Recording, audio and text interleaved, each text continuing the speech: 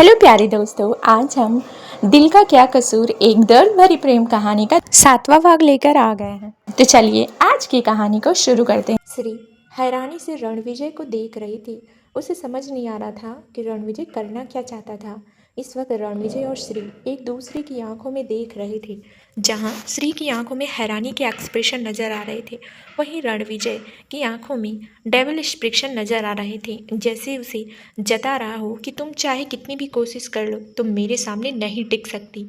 तभी दादी की आवाज़ उन दोनों के कानों में आई, रणविजय, अगर तुम्हें श्री से शादी करनी थी तो इतनी अचानक से क्यों? और ऐसा भी क्या हुआ था कि तुमने मेरे लौटने का इंतजार ही नहीं किया? और श्री तो 1 साल से मेरे साथ थी, फिर तुमने उसे कांटेक्ट क्यों नहीं किया? दादी की बात सुनकर रणविजय ने उनकी तरफ देखा और स्माइल करते हुए कहा, दादी, वो सब कुछ इतना जल्दी हो गया ना कि मौका ही नहीं मिला। और श्री मुझसे नाराज़ होकर गई थी, इसी वजह से मैंने इससे कांटेक्ट नहीं किया। यहाँ तक कि मुझसे इतना नाराज़ हो गई थी कि इसने तो मुझे बताया भी नहीं कि आखिर ये है कहाँ। और बताओ, मैं इसे कहाँ कहाँ नहीं ढूंढ रहा था, ये तो मुझे मेरे घर में ही मिली। कहते हुए रणविजय ने एक बार फिर से श्री की तरफ देखा तो श्री ने अपनी नज़र दूसरी तरफ फेर ली। अब कादम्बरी जी, जो काफ़ी देर से उन सबकी बातों को सुन रही थी, उन्होंने श्री से कहा, श्री, क्या वाकई में तुम रणविजय से नाराज़ होकर गई थी? क्योंकि कादम्बरी जी को कहीं ना कहीं शक हो रहा था कि कुछ गड़बड़ है। रणविजय और श्री उनसे कुछ छुपाने की कोशिश कर रहे हैं। वहीं दादी अपनी गहरी नज़रों से कभी श्री को तो कभी रणविजय को देख रही थी। उन्होंने आगे कोई सवाल पूछना सही नहीं समझा, क्योंकि वो इतना तो समझ गई थी, चाहे कुछ भी हो जाए रणविजय उन्हें सच कभी नहीं बताएगा। इसलिए उन्होंने कुछ सोचते हुए कहा, ठीक है, अगर ऐसी ही बात है और तुम दोनों ने एक दूसरे से अपनी रजामंदी से शादी की है, तो अब मेरा फैसला भी सुन लो। अब तुम दोनों हवेली में आकर रहोगे। इस बात पर रणविजय कुछ कहने वाला था, तभी दादी ने अपना हाथ दिखाकर उसे रोकते हुए कहा, ये मेरा आखिरी फैसला है रणविजय, और इसे मैं कभी नहीं बदलूंगी। तो तुम दोनों आज इसी वक्त मेरे साथ हवेली चल रहे हो। दादी का ये फैसला सुनकर कादम्बरी जी के चेहरे पर राहत वाले एक्सप्रेशन आ गए, क्योंकि कहीं ना कहीं उन्हें यही दिख रहा था कि रणविजय, जो अपनी बीवी के साथ हवेली में जाकर उसके साथ ही रहना चाहिए, ताकि वो ये पता लगा सके कि रणविजय आखिर छुपा क्या रहा है और अचानक उसने श्री से शादी क्यों की, जबकि श्री तो उसका प्यार शिवांगी की मौत की जिम्मेदार थी। और जहाँ तक कादम्बरी जी जानती थी, रणविजय श्री से बेहद नफरत करता है, इसलिए उन्हें कुछ गलत होने का अंदेशा हो रहा था।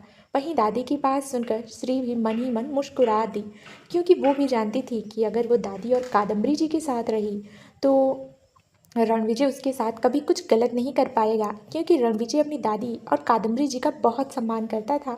वहीं रणविजय, जो पहले से थोड़ा गुस्साया, फिर उसने अपनी दादी से कहा, ठीक है, आप जैसा चाहती हैं वैसा ही होगा। मैं अपनी बीवी के साथ हवेली में आकर रहने को तैयार हूँ, लेकिन मेरी भी एक शर्त है। दादी ने हैरानी से कहा, रणविजय, अब तुम मेरे सामने भी शर्त रखोगे? तो रणविजय ने खड़े होते हुए कहा, तो आप भी तो अपना फैसला मुझ पर ज़बरदस्ती थोप रही है ना, जबकि आप भी जानती हैं कि मैं हवेली में आकर नहीं रहना चाहता। अब मैं आपकी बात मानने को तैयार हूँ, तो आपको भी मेरी बात माननी होगी। अब दादी की बजाय कादम्बरी जी ने पूछा, कौन सी शर्त है तुम्हारी? रणविजय ने एक तिरछी नज़रों से श्री की तरफ देखा, जो सवालिया नज़रों से उसे ही देख रही थी। फिर एक डेविल स्माइल के साथ कहा, यही कि आप दोनों कभी भी हम दोनों मियाँ बीवी के बीच में नहीं बोलोगे और ना ही मुझसे किसी तरह के सवाल जवाब करोगे। लेकिन अगर आपने ऐसा किया तो मैं वापस श्री के साथ यहाँ शिफ्ट हो जाऊँगा। श्री तो सोच भी नहीं सकती थी कि रणविजय अपनी दादी को इस तरह से जवाब भी दे पाएगा, लेकिन उसने ऐसा किया था। श्री ने अब दादी की तरफ देखा तो दादी पहले तो कुछ देर चुप रही, फिर खड़े होते हुए बोली, ठीक है, मुझे तुम्हारी शर्त मंजूर है। अब हम लोग अभी वापस जा रहे हैं, तुम भी कुछ देर में हवेली पहुंचो। कहकर दादी मेन एड्रेस की तरफ बढ़ गई। वहीं कादम्बरी जी ने भी पहले श्री की तरफ देखा और फिर रणविजय की तरफ, फिर चुपचाप वो भी अपनी व्हील चेयर के साथ मेन एड्रेस की तरफ बढ़ गई। वहीं इस वक्त सिर्फ रणविजय और श्री ही हॉल में मौजूद थी। श्री ने खड़े होते हुए कहा, मैं अभी जाकर पैक करती हूँ। कहकर श्री जैसे ही सीढ़ियों की तरफ बढ़ने लगी, रणविजय, जो मेन एंट्रेंस की तरफ देख रहा था, उसने श्री की तरफ देखते हुए कहा, बड़ी जल्दी है तुम्हें हवेली जाने की। मैं अच्छे से जानता हूँ कि तुम्हारे दिमाग में क्या चल रहा है, पर मैं भी रणविजय चौहान हूँ श्री, मुझसे जीत पाना तुम्हारे बस की नहीं है। रणविजय की आवाज़ सुनकर श्री के कदम कुछ देर के लिए रुके, फिर उसने वापस अपने कदम बढ़ा दिए, लेकिन कोई भी जवाब नहीं देना चाहती थी। वहीं रणविजय उसे तब तक देखता रहा जब तक कि श्री उसकी आंखों से ओझल नहीं हो गई। श्री रूम में आई और रूम का डोर बंद कर दरवाजे से सट कर खड़ी हो गई। काफ़ी देर तक उसने अपनी आंखें बंद की, अपना सिर दरवाजे से टिका कर रखा और कुछ देर बाद आंखें खोल कर खुद से ही कहा, बस श्री, अब तुझे हिम्मत नहीं हारनी है, तुझे खुद के लिए खड़ा होना है। श्री अपनी जगह से खड़ी हुई और सोफे पर जाकर बैठते हुए बोली, अब मुझे खुद को बेगुनाह साबित करना ही होगा, क्योंकि गलत मेरे साथ भी हुआ है। अब मैं और बर्दाश्त नहीं कर सकती। श्री अपनी आंखें बंद की और सोफे की एड्रेस से टेक लगाए और मन ही मन कहा, याद कर श्री, उस रात आखिर हुआ क्या था? तू उस रूम में पहुंची कैसे थी? कुछ तो याद कर श्री। अपने दिमाग पर बहुत जोर डाल रही थी, पर उसे कुछ भी याद नहीं आ रहा था।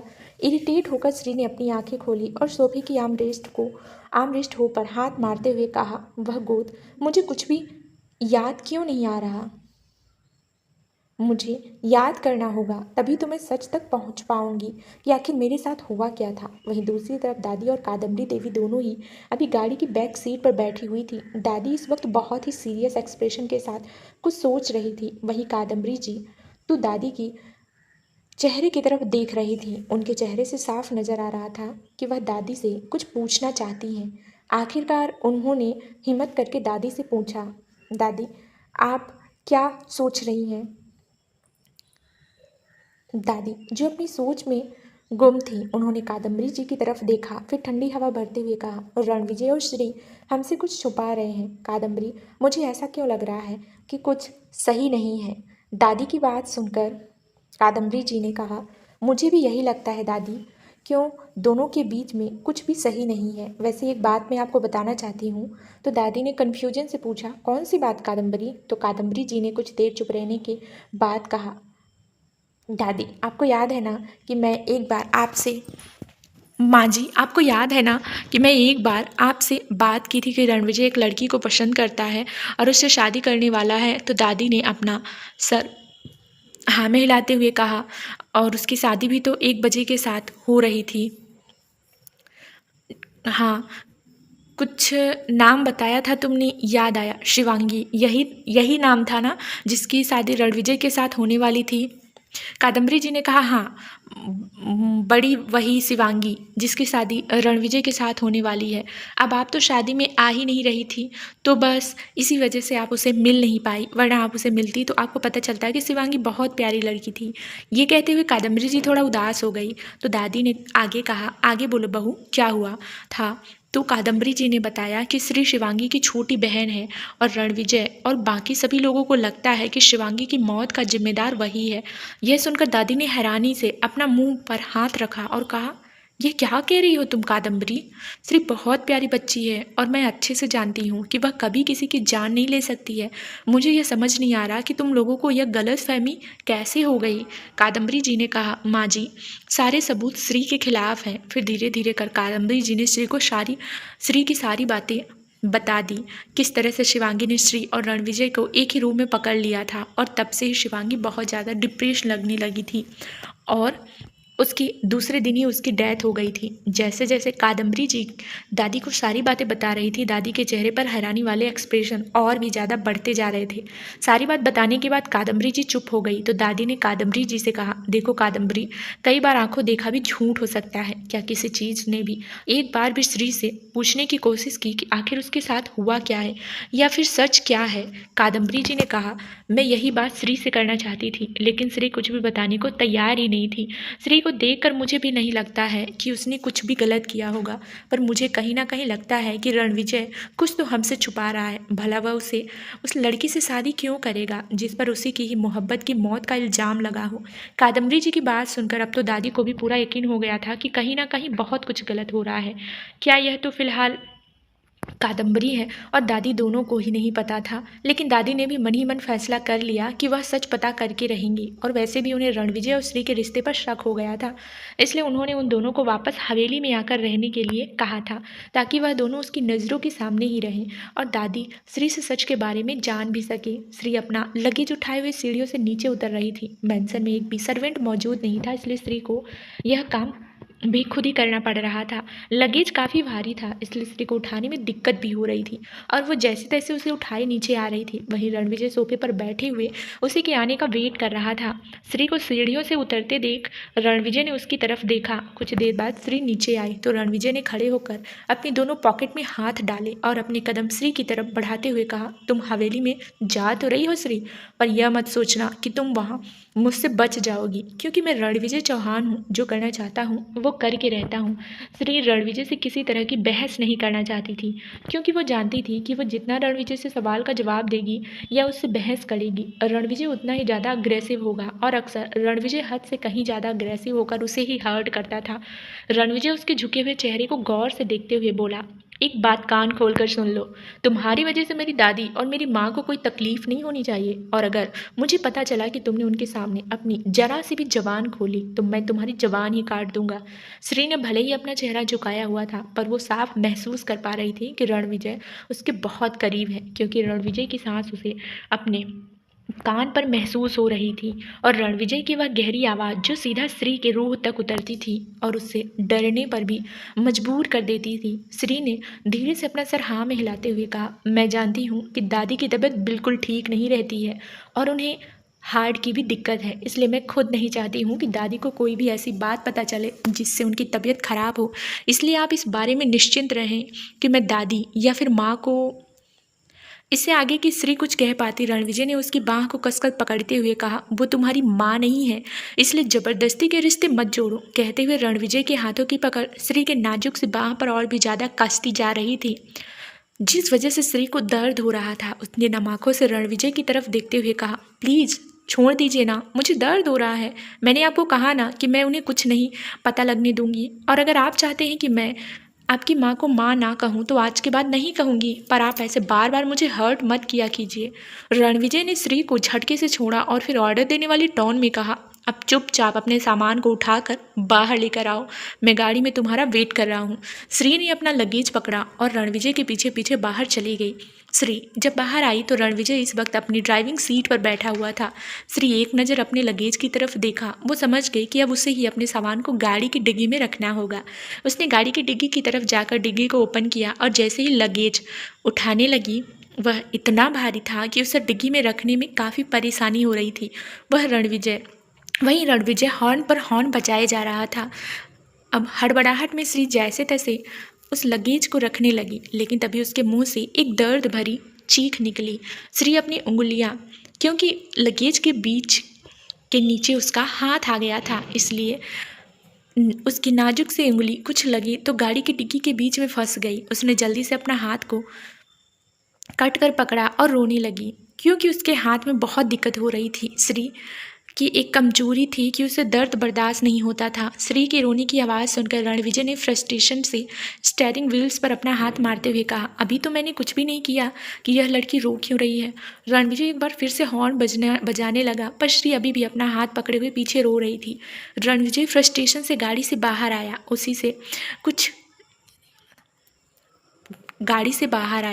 कुछ किया नहीं वाला था। जब उसने श्री के उंगलियों की हालत देखी तो कुछ पल के लिए वह कहते कहते भूल गया। वह कुछ कहने वाला था और कहते कहते भूल गया। उधर से श्री की उंगलियां हल्की सी नीली पड़ गई थी। रणविजय ने देखा और सख्त आवाज़ में कहा, यह क्या हुआ है तुम्हें? श्री ने सुबकते हुए कहा, मेरा हाथ मेरे लगेज इसके नीचे आ गया, मुझे बहुत ही दर्द हो रहा है। कहते हुए श्री एक बार फिर से रोने लगी तो रणविजय श्री की उंगलियों की तरफ देख रहा था। उसने झटके से उसका हाथ अपने हाथ में लिया ही था कि श्री को एक बार फिर से अपने हाथ में तेज दर्द का एहसास हुआ और उसके मुंह से दर्द भरी चीख निकल गई। रणविजय ने उसे घूरते हुए कहा, अपना मुंह बंद रखो, इतनी भी चोट नहीं लगी है कि तुम रो रही हो, और वैसे भी तुम्हारे आंसू सिर्फ मेरी वजह से बहने चाहिए, ना कि किसी और वजह से। श्री ने रोते हुए ही कहा, तो यह चोट भी तो मुझे आपकी वजह से ही लगी है। अगर आप लगेज को ढंग से रख देते तो मुझे चोट नहीं लगती। कहकर श्री रणविजय को इग्नोर करके गाड़ी की फ्रंट सीट पर आकर बैठ गई। श्री तो पहले ऐसे जवाब नहीं देती थी और श्री के ऐसे जवाब देने पर रणविजय को बहुत ही ज़्यादा हैरानी हुई। वह श्री से कुछ कहने ही वाला था कि तभी उसका फ़ोन बजने लगा। रणविजय देखा कि यह कादम्बरी जी का कॉल था, तो रणविजय ने कॉल पिक किया तो सामने से कादम्बरी जी ने पूछा, रणविजय मैं तुम्हारा वेट कर रही हूँ, आने में इतनी देरी क्यों लगा रहे हो बेटा। रणविजय जिसे अभी भी श्री पर गुस्सा आया था, वह कादम्बरी जी की आवाज़ सुनकर शांत हो गया। उसने अपनी आवाज़ को जितना नर्म हो सकता था बनाते हुए कहा, बस हम लोग निकल ही रहे हैं। उसके बाद उसने फ़ोन डिस्कनेक्ट किया और ड्राइविंग सीट पर आकर बैठ गया। श्री अपने हाथ को पकड़े हुए बाहर की तरफ देख रही थी। उसकी आंखों से अभी भी आंसू बह रहे थे। अपनी सीट पर सीट बेल्ट लगाते हुए उसने एक तिरछी नज़र श्री के हाथ की तरफ देखा। वाकई में उसकी जिस उंगली पर चोट लगी थी वह उंगली नीली पड़ चुकी थी और वहाँ पर नीले निशान पड़ गया था। पर रणविजय को भला श्री के दर्द से क्या ही फर्क पड़ने वाला था, इसलिए उसने उसकी चोट को इग्नोर किया और गाड़ी स्टार्ट कर वहाँ से आगे बढ़ गया।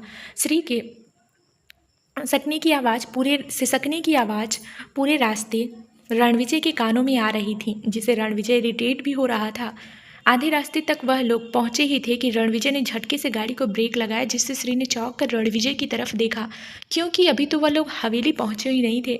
उसे समझ नहीं आया कि रणविजय ने गाड़ी क्यों रोक दी। उसने जब सवालिया नज़रों से रणविजय की तरफ देखा तो रणविजय ने बिना उसकी तरफ देखे डैशबोर्ड को ओपन किया और उसमें से एक छोटा सा बॉक्स बाहर निकाला। इससे पहले कि श्री को समझ पाती कुछ, रणविजय ने झटके से उसका हाथ अपने हाथ में लिया।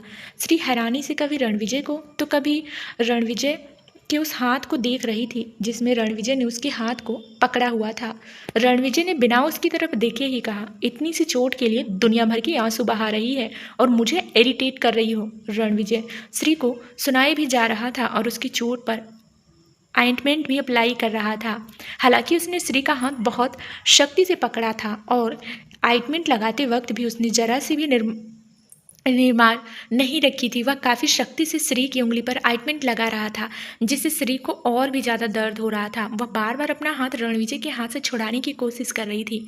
छोड़िए, मत लगाइए, मैं खुद से लगा लूँगी। और रणविजय ने उसके हाथ को और कसकर पकड़ते हुए कहा, चुपचाप बैठी रहो, मैं नहीं चाहता कि तुम घर जाकर अपने इन झूठे आंसुओं से मेरी माँ की सिंपैथी लेने की कोशिश करो। वैसे भी मेरी दादी को तो अपने जाल में फंसा ही चुकी हो। रणविजय की बात सुनकर श्री को बहुत हैरानी हो रही थी। क्या इस इंसान को इतना भी नहीं पता कि वाकई मुझे इतनी चोट लगी है तो दर्द तो होगा ही। क्या मैंने जानबूझकर अपने आप को चोट लगा दी है? लेकिन वह फिलहाल जैसे क्या कह सकती थी। वह जानती थी कि उसने अभी फ़िलहाल जरा सा भी मुंह खोला तो रणविजय इस बात का बहाना बनाकर उसे और ज़्यादा परेशान करेगा। इसलिए वह किसी दर्द से बर्दाश्त किए चुपचाप बैठी रही। रणविजय ने उसके हाथ को झटकते हुए कहा, अब मुझे तुम्हारी रोने की जरा सी भी आवाज़ नहीं आनी चाहिए, वरना गाड़ी से उठकर बाहर फेंक दूंगा, गाड़ी से उठाकर। ये कहकर रणविजय ने वापस गाड़ी स्टार्ट की और ड्राइव करने लगा और श्री पूरे रास्ते किसी तरह से अपने दर्द को बर्दाश्त किए बैठी रही। उसके मुंह से शिशकने की आवाज़ न आई, इसलिए अपने दूसरे हाथ से उसने अपने मुंह को ढका हुआ था। कुछ ही देर में वह लोग हवेली के मेन गेट पर पहुंच चुके थे। गार्ड ने जब रणविजय की गाड़ी को देखा तो जल्दी से गेट ओपन कर दिया। रणविजय की गाड़ी में गेट से अंदर चली गई और कुछ ही देर में उसकी गाड़ी में एंट्रेस्ट के सामने खड़ी थी। गार्ड ने जल्दी से आकर ड्राइविंग सीट का गेट ओपन किया तो रणविजय गाड़ी से बाहर आया। गार्ड दूसरी तरफ से श्री की साइड का गेट ओपन करने ही वाला था कि रणविजय ने उसे हाथ दिखाते हुए वहाँ से जाने के लिए कहा, फिर खुद जाकर श्री की साइड का गेट ओपन किया और उसकी हाथ पकड़कर झटके से उसे बाहर निकाला। श्री अपना सर झुकाए खड़ी हुई थी तो रणविजय ने धीरे से मगर अपनी शर्ताज में कहा, खुद को यहाँ की मालकिन समझना बंद करो और अपनी औकात बिल्कुल मत भूलना, समझी? कहकर रणविजय ने एंट्रेंस की तरफ बढ़ गया। श्री ने नज़र उठाकर रणविजय को जाते हुए देखा और मन ही मन कहा, जितना मुझे टॉर्चर करना है कर लीजिए रणविजय, लेकिन जिस दिन मैं खुद को बेगुनाह साबित कर दिया ना, उसी दिन आपकी एक भी टॉर्चर बर्दाश्त नहीं करूँगी। लेकिन जो कुछ भी आप मेरे साथ कर रहे हैं उन सबको माफ़ भी नहीं करूँगी। रणविजय जो अब तक मैं और रणविजय जो अब तक वहाँ पहुँच चुका था, जब उसे एहसास हुआ कि श्री उसके पीछे नहीं आ रही है तो उसने मुड़कर श्री की तरफ देखा। रणविजय को अपनी तरफ देख श्री जल्दी से भागते हुए उसके बगल में खड़ी हो गई। रणविजय ने तिरछी नज़रों से देखते हुए कहा, वहाँ खड़ी खड़ी मुझे गालियाँ दे रही थी। श्री ने जल्दी से अपना सर ना में हिलाया तो रणविजय ने उसे ऑर्डर देते हुए कहा, अब चुपचाप मेरे पीछे आओ। क्या? रणविजय अंदर चला गया। श्री भी अपने आप पीछे पीछे चली गई। हाल में ही कादम्बरी और दादी उन दोनों के आने का बेसब्री से इंतजार कर रही थी। श्री को रणविजय के पीछे आते देख दादी के फेस पर पड़ी थी स्माइल आते वह खड़ी हुई होकर श्री की तरफ जाते हुए बोली, मैं तुम्हारा कब से इंतजार कर रही थी श्री, तुमने आने में इतनी देर क्यों कर दी? ये कहकर दादी ने अपने हाथ से श्री को जल्दी से आकर दादी के गले लग गई। दादी ने प्यार से उसके बालों में हाथ फेरा। दादी का प्यार महसूस कर श्री की आंखें नम हो गई। इतने दिनों बाद उसने किसी का प्यार भरा स्पर्श अपने सिर पर महसूस किया था। दादी का इतना प्यार श्री के लिए देखकर रणविजय ने अपना हाथ हिलाया और जाकर कादम्बरी जी के गले लगाते हुए कहा, माँ कैसी हैं आप? कादम्बरी जी ने प्यार से रणविजय के सिर पर हाथ रखते हुए कहा, अब ठीक हूँ क्योंकि मेरा बेटा मेरे पास जो आ गया है।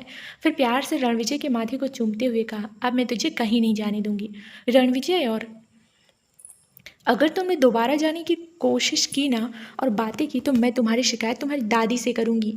दादी ने कादम्बरी का साथ देते हुए कहा, हाँ रणविजय, अब मैं यहाँ आ गई हूँ, अब तुम्हारी मनमानी नहीं चलने दूंगी। दरअसल कादम्बरी जी भी जानती थी कि रणविजय चाहे किसी के सामने अपनी मनमानी कर ले, लेकिन उसकी दादी के सामने उसकी एक नहीं चलती थी, क्योंकि अगर रणविजय जिद्दी था तो उसकी दादी उससे भी बड़ी वाली जिद्दी थी, और इस मामले में रणविजय अपनी दादी पर ही गया था। दादी ने वहाँ खड़ी एक मैड से कहा, हमारी बहू रानी का सामान रणविजय के कमरे में पहुँचा दो। दादी की बात सुनकर श्री ने रणविजय की तरफ देखा, जो तिरछी नज़रों से उसे ही देख रहा था। पर रणविजय ने जब मैड को वहाँ से जाने से नहीं रोका तो श्री को थोड़ा सा अजीब लगा, क्योंकि उसे तो लगा था कि रणविजय यहाँ भी उसे दूसरे रूम में रहने के लिए कहेगा, लेकिन वो समझ गई कि शायद वो दादी और कादम्बरी जी के सामने कुछ कहना नहीं चाहता है। और वैसे ही श्री खुद रणविजय के रूम में नहीं रहना चाहती थी, इसलिए उसने भी कुछ नहीं कहा। फिर कादम्बरी जी ने श्री से कहा, श्री तुम अपने रूम में जाओ, मुझे रणविजय से कुछ ज़रूरी बात करनी है।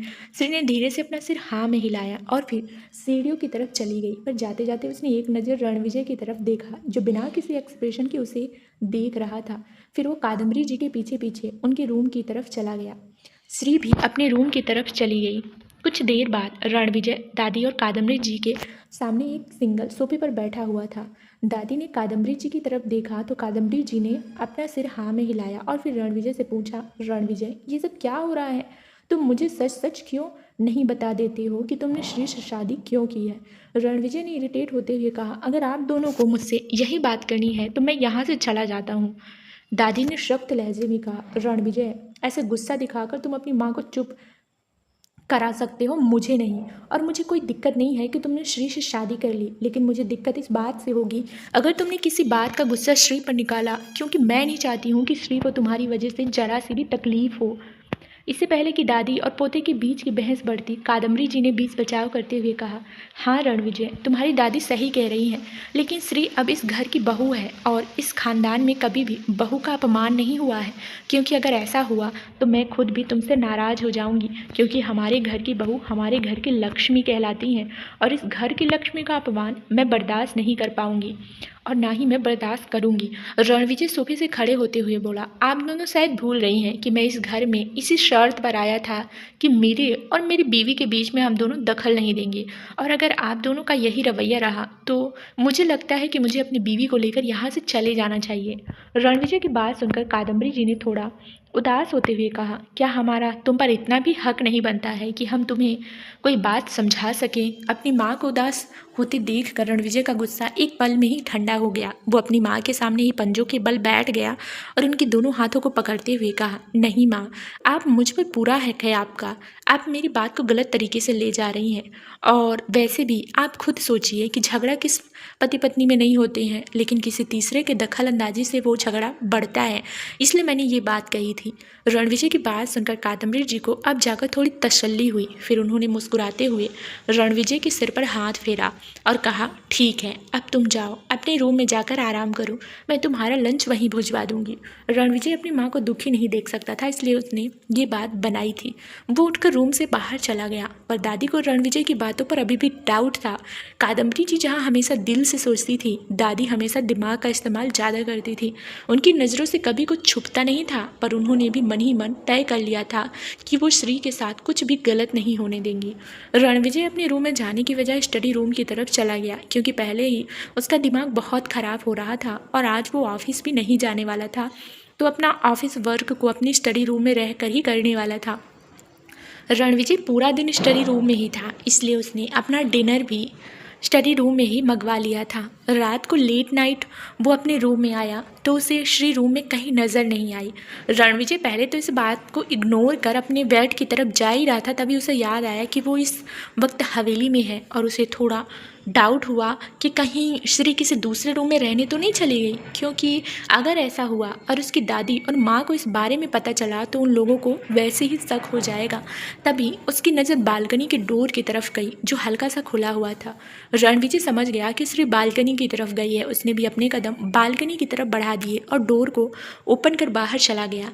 एक कोने में श्री अपना बिस्तर लगाए सिकुड़ कर सो रही थी। उसने बस एक पतली सी बेड शीट से खुद को अच्छे से कवर किया हुआ था और उसे देख कर ही लग रहा था कि वो काफ़ी गहरी नींद में है। पहले तो रणविजय मुड़कर वापस रूम में जाने ही वाला था, तभी कुछ सोच कर उसने अपनी कदम रोकी और वापस पलट कर श्री की तरफ देखा।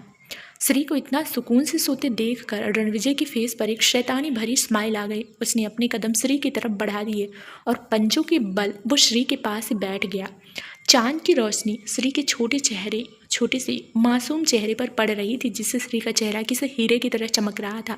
श्री जो इस वक्त गहरी नींद में थी, तभी उसको अपने शरीर पर किसी चीज़ के रेंगने जैसा कुछ महसूस हुआ। श्री ने कसमसा कर धीरे से अपनी आंखें खोली तो उसकी नज़रों के सामने रणविजय का हैंडसम सा चेहरा था, जो डबल स्माइल के साथ उसे ही देख रहा था। रणविजय को अपने सामने देखकर श्री झटके से उठकर बैठ गई और हैरानी और घबराहट भरी एक्सप्रेशन के साथ रणविजय को देखने लगी। श्री को इतना घबराते देखकर रणविजय ने एक अजीब सी स्माइल के साथ कहा, क्या हुआ श्री, इतना घबरा क्यों रही हो? भला कोई अपने पति से इतना डरता है क्या? श्री ने खुद को शांत करते हुए कहा, पर आप यहाँ क्या कर रहे हैं? रणविजय ने श्री की बाह पकड़ उसे खड़ा करते हुए कहा, लुक अराउंड यू। श्री ने अपने आसपास देखा और फिर सवालिया नज़रों से रणविजय की तरफ, तो रणविजय ने फेस फीक स्माइल के साथ कहा, यह पूरा रूम मेरा ही है ना, तो क्या मुझे यहाँ नहीं होना चाहिए? श्री ने अटकते हुए कहा, नहीं, मेरे कहने का मतलब वो नहीं था। वो आपने मुझे कहा था ना कि मैं उस रूम में नहीं रह सकती और मुझे बालकनी में ही रहना है, इसलिए मैं पहले से ही यहाँ।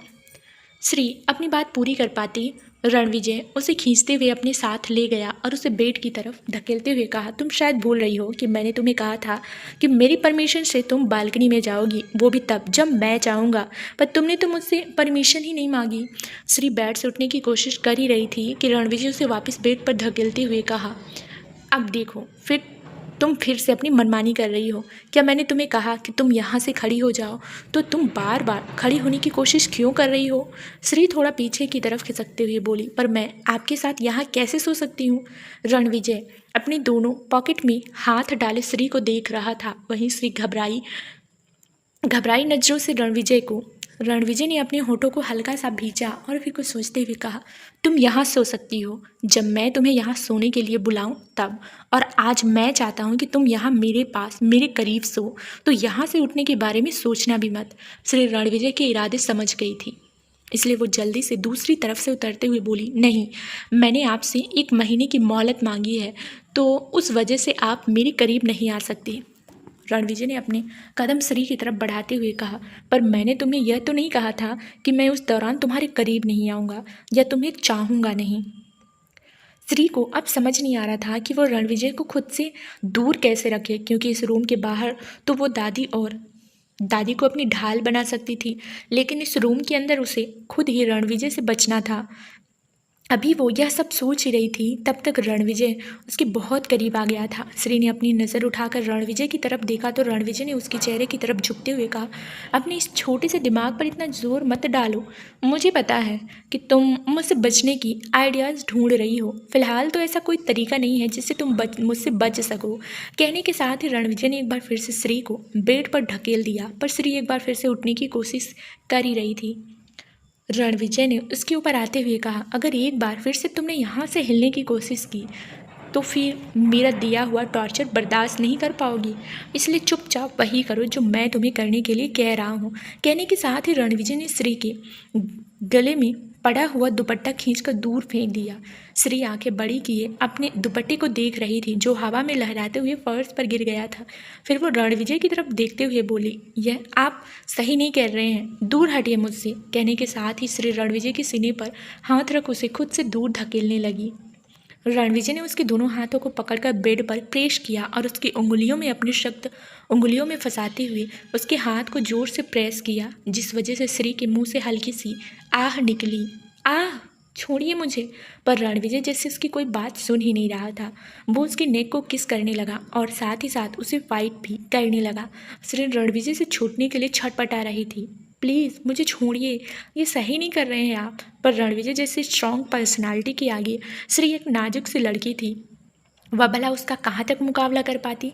इसलिए उसने भी जब एफर्ट लगाना बंद कर दिया और ख़ुद को रणविजय के हाथों सौंप दिया, क्योंकि वह समझ चुकी थी वह चाहे कितनी भी कोशिश कर ले, रणविजय के आगे वह नहीं टिक पाएगी। सुबह जब श्री की नींद खुली, उसे उस वक्त उसकी पूरी बॉडी बुरी तरह से दर्द कर रही थी। उसे ऐसा लग रहा था जैसे किसी ने उसकी पूरी बॉडी को निचोड़ कर रख दिया हो। जैसे तैसे वह बेड से उठकर बैठी। इस वक्त उसकी बॉडी पर एक भी कपड़ा नहीं था, इसलिए उसने बेड शीट से खुद को अच्छे से ढक लिया और अपने बगल में देखा तो रणविजय वहाँ मौजूद नहीं था। श्री अभी बेड से उठने की कोशिश कर रही थी कि तभी सामने से वॉशरूम का डोर ओपन हुआ। रणविजय अपनी सिर शॉप कर एक टॉवल लपेट और दूसरे हाथ में टॉवल को पकड़े हुए उसे अपने बालों को सूखता हुआ बाहर आया। उसने जब श्री को बेड पर बैठे हुए देखा तो उसके फेस पर एक डेविल स्माइल आ गई और उसने अपने हाथ में पकड़े हुए गीले टॉवल को श्री के फेस पर फेंकते हुए कहा, आई थिंक तुम्हारी कल की रात बहुत अच्छी गई होगी, क्योंकि तुम हमेशा ऐसी रात के सपने ही तो देखती हो। रणविजय की बात सुनकर श्री ने नफरत से अपनी नज़र दूसरी तरफ फेर ली, पर रणविजय को श्री के ऐसे इग्नोर करने से कोई फ़र्क नहीं पड़ा। रणविजय ने उसे इग्नोर किया और चेंज करने के लिए चेंजिंग रूम की तरफ बढ़ गया। श्री ने जब देखा कि रणविजय वहाँ से जा चुका है तो उसने खुद को बेड शीट से लपेटा और वॉशरूम की तरफ बढ़ गई। वो ये चाहती थी कि जब तक वो शावर लेकर बाहर आए रणविजय यहाँ से जा चुका हो, और ऐसा हुआ भी। श्री जब वॉशरूम से बाहर आई तो रणविजय रूम में कहीं भी नहीं था। ये देखकर श्री ने एक चैन की सांस ली और अपने कपड़े चेंज करने के लिए चेंजिंग रूम की तरफ बढ़ गई। कुछ देर बाद श्री चेंज करने के बाद बाहर आई। इस समय उसने एक आसमानी कलर का अनारकली सूट पहना हुआ था। उसने अपने गले को दुपट्टे से अच्छे से कवर किया, क्योंकि वहाँ पर बाइट के निशान साफ नज़र आ रहे थे। श्री इस तरह से सबके सामने नहीं जा सकती थी, इसलिए उसने अपने बालों को खुला ही छोड़ दिया था और थोड़े से बाल आगे की तरफ कर लिए थे ताकि रणविजय के दिए बाइट के निशान सिप जाए। श्री ने हल्का फुल्का मेकअप किया और रूम से बाहर आ गई। श्री हॉल में आई थी कि तभी दादी उसे सोफे पर बैठी हुई नजर आई। दादी ने जब श्री को नीचे आते हुए देखा तो मुस्कुराते हुए अपने पास बुलाया, श्री इधर आओ बेटा मेरे पास। श्री ने अपने कदम दादी की तरफ बढ़ा दिए और झुककर दादी के पैर छूकर आशीर्वाद लिया। दादी ने प्यार से उसके सर पर हाथ रखा और उसकी बलाएं लेते हुए कहा, मेरी पोता बहू बहुत प्यारी है, बस तुम्हें किसी की बुरी नज़र ना लगे। दादी की बात सुनकर श्री ने मन ही मन कहा, दादी बुरी नज़र तो लग चुकी है, वो भी आपके पोते की।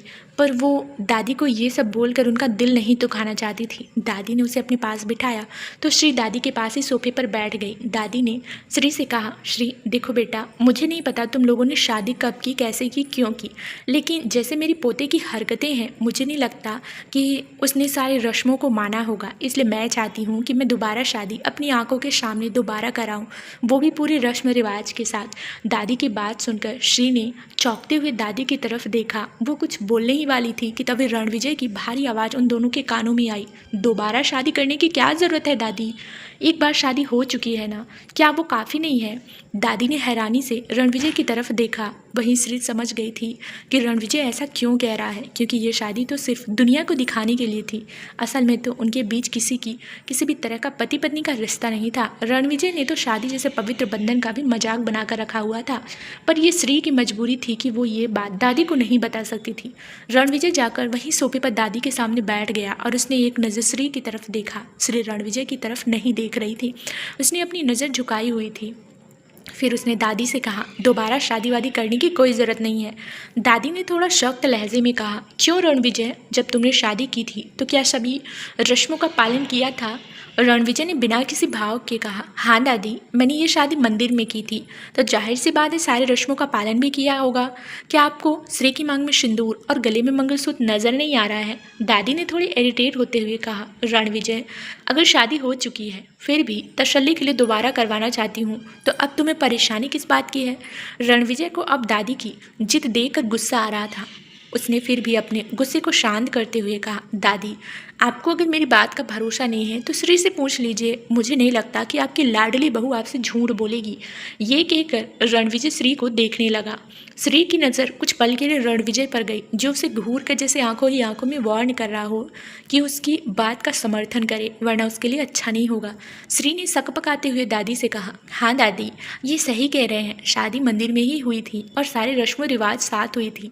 कहते हुए श्री दादी से नज़र नहीं मिला पा रही थी, क्योंकि वो दादी की आंखों में देखकर झूठ नहीं बोल सकती थी। दादी को कुछ भी समझते देर नहीं लगी कि श्री मजबूरी में आकर ये बात बोल रही है, पर फिलहाल उन्होंने इस मामले में और बहस करना सही नहीं समझा, क्योंकि वो अपने पोते को भी जानती थी कि वो बहुत ही ज़्यादा जिद्दी है। फिर उन्होंने गहरी सांस लेकर कहा, ठीक है, अगर तुम दोनों शादी दोबारा नहीं करना चाहते हो तो कोई बात नहीं, लेकिन शादी के बाद की सारी रस्में तो निभाई जाएगी रणविजय। और हमारे यहाँ रिवाज है, जब भी हमारे खानदान में नई नवेली दुल्हन आती है तो एक हवन कराया जाता है, वर वधू को साथ में बैठकर पूजा करनी होती है। अब उसके लिए तुम मुझे मना मत करना, और ये तो बिल्कुल मत कहना कि तुम वो रस्म पहले निभा चुके हो। रणविजय के पास अब और कोई चारा नहीं था, इसलिए उसने बेमन से कहा, ठीक है दादी, पर इसकी बात कोई और रस्म नहीं। कहकर रणविजय खड़ा हुआ और अपना कोट ठीक करते हुए श्री से बोला, और तुम यहाँ बैठी रहोगी या फिर मेरे साथ ऑफिस भी चलोगी? रणविजय की बात सुनकर श्री ने खड़े होते हुए कहा, मैं आज ऑफिस नहीं आ सकती हूँ, मुझे ज़रूरी काम से जाना है। रणविजय ने पहले तो उसे घूर कर देखा और फिर कहा, कौन सा ज़रूरी काम? ऑफिस जाने से ज़्यादा ज़रूरी काम कौन सा हो सकता है तुम्हारा? तो दादी ने भी खड़े होते हुए कहा, रणविजय, अगर वो कह रही है कि उसे ज़रूरी काम है तो ज़रूरी काम होगा ना। तुम भी फालतू की ज़िद क्यों कर रहे हो? और एक दिन अगर ऑफिस नहीं जाएगी तो कोई आफत नहीं आ जाएगी? अब दादी की वजह से रणविजय श्री से ज़्यादा कुछ कह नहीं सकता था, इसलिए उसने एक नज़र श्री को देखा और वहाँ से चला गया। रणविजय के जाते ही श्री एक चैन की सांस ली और फिर मुस्कुराते हुए दादी से कहा, थैंक्स दादी, मेरा साथ देने के लिए। तो दादी ने भी प्यार से श्री के गालों को छूते हुए कहा, अरे जानती हूँ मेरा पोता बहुत ही ज़्यादा जिद्दी है, पर तू चिंता मत कर, तेरी ये दादी है ना, अगर ये तुझे ज़्यादा परेशान करे तो सीधा मुझे बताना, इसके कान पकड़कर खींचूंगी। वैसे तुम्हें कहाँ जाना है? श्री ने मुस्कुराते हुए कहा, दादी, मैं अपने घर जाना चाहती हूँ, अपने माँ पापा के पास, उनसे मिलने के लिए। तो दादी ने कहा, ठीक है बेटा, चली जाओ, और ड्राइवर को साथ में लेकर जाना, अकेली मत जाना। श्री ने अपना सिर हाँ में हिलाया तो दादी ने कहा, ठीक है, मैं ज़रा मंदिर होकर आती हूँ। ये कहकर दादी वहाँ से चली गई। दादी के जाते ही श्री के फेस की स्माइल तुरंत चली गई और वो मन ही मन बोली, दादी, ड्राइवर को तो मैं तब साथ में लेकर जाऊँगी जब मेरा यहाँ की किसी चीज़ पर हक होगा। वैसे भी मैं इस घर की बहू सिर्फ नाम की हूँ, मेरा इस घर पर और इस घर की चीज़ों पर कोई हक नहीं है। सोचते हुए श्री के फेस पर एक दर्द से भरी स्माइल आ गई। फिर वो भी मेन एंट्रेंस की तरफ चली गई। श्री मेन गेट पर आई थी कि गार्ड ने पूछा, मैम आप कहाँ जा रही हैं? तो श्री ने कहा, काका, वो मुझे ज़रूरी काम से जाना था, इसलिए मैं बाहर जा रही हूँ। तो गार्ड ने कहा, मैम आप गाड़ी लेकर जाइए, ऐसे पैदल कहाँ जा रही हैं? तो श्री ने मुस्कुराते हुए कहा, काका, मैं पैदल नहीं जाऊंगी, मैं अपने लिए ऑटो ले लूँगी। वो गार्ड थोड़ा बड़ी उम्र का था, इसलिए उसने श्री को समझाते हुए कहा, बेटा तुम्हें ऑटो यहाँ नहीं मिलेगा, तुम्हें काफ़ी आगे तक पैदल चलना होगा, क्योंकि इस हवेली के काफ़ी दूर के एरिया तक कोई भी ऑटो का परिंदा तक नहीं आ सकता। श्री ने कहा, कोई बात नहीं काका, मैं पैदल चली जाऊंगी और आगे से ही ऑटो या कैब ले लूँगी। कहकर श्री आगे बढ़ गई। गार्ड ने उसे जाते हुए देखा और मन ही मन कहा, पता नहीं क्यों, पर इस बच्चे की आंखों में एक उदासी सी नज़र आती है, जैसे इसके साथ कुछ बहुत गलत हो रहा हो। श्री को करीब 1 किलोमीटर तक पैदल चलना पड़ा। तब जाकर उसे एक ऑटो नज़र आया था। श्री ने वो ऑटो रोका और उसमें बैठते हुए ऑटो वालों को एक एड्रेस दिया। ऑटो वालों ने अपना ऑटो स्टार्ट किया और वहाँ से निकल गया। करीब आधे घंटे बाद वो ऑटो एक घर के सामने रुका। श्री ऑटो से बाहर आई और उसने ऑटो ड्राइवर को पैसे पे किया और उस घर को देखने लगी। ऑटो वहाँ से निकल गया पर श्री अभी भी उस घर को देख रही थी। वो घर ना ज़्यादा बड़ा था और ना ही ज़्यादा छोटा, लेकिन फिर भी वो बहुत खूबसूरत था। उस घर को देखकर श्री की आंखों में नमी उतर आई, क्योंकि पूरे 1 साल बाद वो इस घर में वापस लौटी थी। जब से वो हादसा हुआ था और रणविजय उसे ज़बरदस्ती अपने साथ लेकर गया था, उस दिन के बाद से श्री आज इस घर को देख रही थी। इस घर में उसकी कई सारी खूबसूरत यादें बसी हुई थी और कुछ यादें बहुत बुरी भी थीं, जिसने उसकी ज़िंदगी बदल कर रख दी थी। उस घर को देखकर श्री को शिवांगी की बहुत याद आ रही थी। शिवांगी को याद कर श्री की आंखों की नमी आंसू बनकर उसके गालों पर बहने लगी और वो सुसकती हुई खुद से ही बोली, दी मैं आपको बहुत याद करती हूँ। जब से आप गई हैं तब से किसी ने भी प्यार से मेरे सिर पर हाथ रखकर मेरे से ये नहीं पूछा, श्री सच क्या है। फिर अपनी आंखों में आए आंसू को पोंछते हुए कहा, दुनिया मुझे चाहे कितना भी बुरी समझे, लेकिन मुझे सबसे ज़्यादा तकलीफ़ इस बात से होती है कि आपने भी मुझे गलत समझ लिया। आपने तो मुझे मेरी सफाई देने का मौका भी नहीं दिया। काश कि आप होती, मैं खुद को सही साबित कर पाती। लेकिन आपकी मौत का कलंक अपने माथे पर लिए मैं नहीं रह सकती। मुझे इस कलंक को दूर करना ही होगा। ये सोचकर श्री ने अपने दुपट्टे को कसकर अपनी मुट्ठी में भरा और अपने कदम उस घर के बाहर बनी छोटी सी गेट की तरफ बढ़ा दिए। श्री ने उस गेट को खोला और अंदर चली गई। उस घर के अगल बगल और दोनों साइड छोटा सा गार्डन बना हुआ था। श्री जाकर मेन डोर के पास खड़ी हो गई और कांपते हाथों से उसने डोर बेल बजा दी। श्री के डोर बेल बजने पर किसी ने अंदर से गेट खोला। वो कोई और नहीं, शिवांगी के पापा थे। श्री को दरवाजे पर देख कर कुछ पल के लिए तो वो हैरान रह गए। वहीं श्री नम आँखों से अपने पापा को देख रही थी। वो उनसे कुछ कहने ही वाली थी कि तभी पीछे से दूसरी आवाज़ आई, कौन है। इस आवाज़ को सुनकर श्री की नज़रें भी पीछे खड़ी हुई शिवांगी की माँ पर गई। अभी तक उन्होंने श्री को नहीं देखा था। वो शिवांगी के पापा को देख रही थी। शिवांगी के पापा ने पीछे पलटकर अपनी पत्नी की तरफ देखा और वो कुछ कहने ही वाले थे, तभी शिवांगी की माँ वसुधा की नज़र श्री पर गई, जो आंखों में गिल्ट लिए उन्हें ही देख रही थी। श्री को अपने घर की चौखट पर देखकर वसुधा का खून खौल गया। वो चिल्लाते हुए उसकी तरफ बढ़ते हुए बोली, तुम यहाँ क्यों आई हो? अब क्या लेने आई हो यहाँ पर? कितना कुछ तुमने हमसे छीन लिया, वो काफ़ी नहीं था क्या? निकल जाओ यहाँ से। श्री लगभग गिरते हुए बोली, माँ प्लीज़ मेरी बात तो सुन लीजिए। आप जैसा सोच रही हैं वैसा कुछ भी नहीं है। एक बार मुझे सफाई देने का मौका तो दीजिए।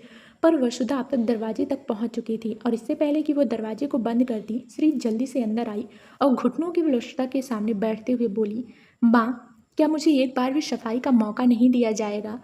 आप सब मुझे उस गुनाह की सज़ा दे रहे हैं जो मैंने किया ही नहीं। मनोज जी, जो कई तरह के इमोशंस आंखों में समेटे हुए श्री को देख रहे थे, उन्होंने शांत स्वर में श्री से कहा, श्री अभी तुम यहाँ से जाओ। तुम्हारी माँ की हालत वैसे भी ठीक नहीं है। श्री ने रोते हुए मनोज जी की तरफ देखा और खड़े होकर उनका हाथ पकड़ते हुए कहा, पापा कम से कम आप तो मेरी बात सुनिए। क्या आपको लगता है कि मैं ऐसा कुछ कर सकती हूँ? मनोज जी ने उदासी से अपनी नज़र दूसरी तरफ फिराते हुए कहा, मैं इस बारे में कोई बात नहीं करना चाहता श्री, जाओ यहाँ से। वसुधा जी ने नफरत भरी नज़र से श्री को देखते हुए कहा, मिल गया ना जवाब। तुमने अपने पापा का विश्वास तोड़ा है। कितने नाजों से पाला था उन्होंने तुम्हें, गर्व करते थे तुम पर, और तुमने क्या किया? बोलो श्री, अब चुपचाप यहाँ से बाहर निकल जाओ। श्री ने नम आंखों से मनोज जी की तरफ देखा, जो नजरें फेरे हुए खड़े थे। श्री ने एक बार फिर से उनसे रिक्वेस्ट करते हुए कहा, एक बार मेरी तरफ देखिए पापा और बताइए, क्या आपको लगता है कि मैं शिवांगी दी का कत्ल कर सकती हूँ? क्या मैं उनके साथ कभी भी कुछ बुरा कर सकती हूँ? माना मुझे जन्म किसी और ने दिया है, लेकिन मेरी परवरिश आपने की है, मुझे सारे संस्कार दिए हैं आपने। क्या आपको लगता है कि जिस बच्ची को आपने अपने संस्कारों से पाला है, वो कभी भी ऐसा कुछ करेगी? श्री की बात सुनकर मनोज जी ने श्री की तरफ देखा। उन्हें श्री की आंखों में गिल्ट, तकलीफ, दर्द के सिवा और कुछ नज़र नहीं आ रहा था।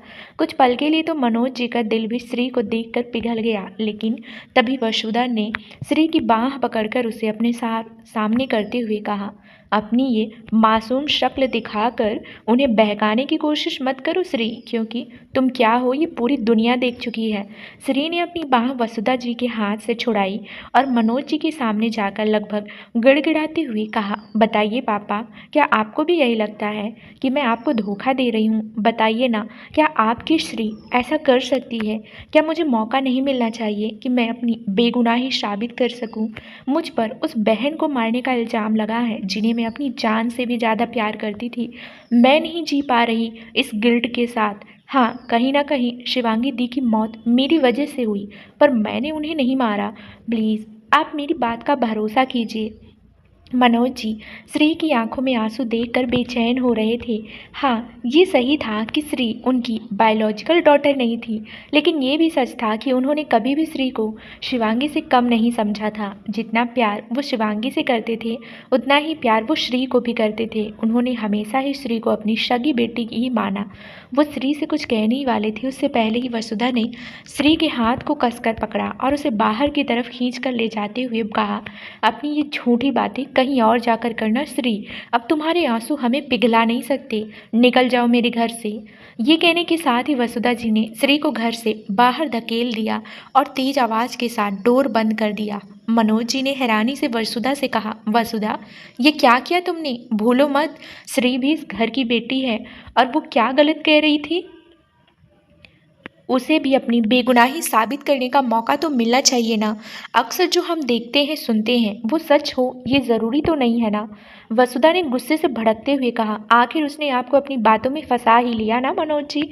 आप कैसे अपनी बेटी की मौत को भूल सकते हैं? और आप कैसे भूल सकते हैं कि इसी स्त्री ने मेरी शिवांगी की शादी के एक दिन पहले उसे धोखा दिया था? कितना टूट गई थी हमारी शिवांगी।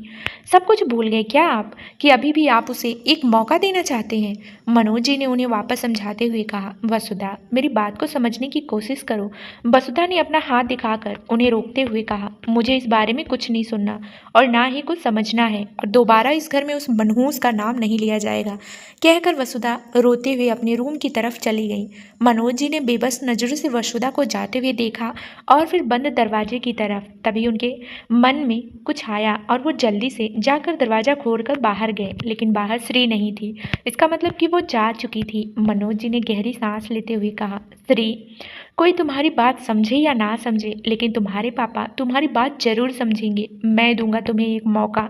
तुम भी मेरी बेटी हो और तुम्हें मैं इस हालत में नहीं देख सकता। ये सोचकर मनोज जी वापस घर के अंदर आ गए, पर उन्होंने तय कर लिया था कि वो श्री से मिलेंगे और उससे बात करेंगे। वहीं श्री बेसुध सी हालत में सड़क पर चली जा रही थी। उसके कानों में बार बार वसुधा के लगाए इल्जाम किसी इको साउंड की तरह गूंज रहे थे। उसकी आंखों से आंसू बह रहे थे और आंखों में बेइंतहा दर्द समाया हुआ था। वो ऐसे चलते हुए कब सड़क के बीचों बीच आ गई उन्हें पता ही नहीं चला। तभी एक गाड़ी तेज हॉर्न की आवाज़ से वो अपने ख्यालों से बाहर आई और उसने पलटकर पीछे की तरफ देखा तो गाड़ी तेजी से हॉर्न बजाए जा रही थी। लेकिन जैसे ही गाड़ी में बैठे शख्स ने श्री के चेहरे को देखा, उसने हॉर्न बजाना बंद कर दिया और गाड़ी का डोर ओपन कर बाहर आया। गाड़ी से बाहर आए शख्स को देखकर श्री कन्फ्यूजन से और हैरानी के मिले जुले भावों से उसे देखने लगी। वो इस इंसान को जानती थी। इससे पहले कि श्री कुछ कहती, वो शख्स जल्दी से श्री के पास आया और कसकर उसे गले लगाते हुए बोला, श्री, तुम यहाँ?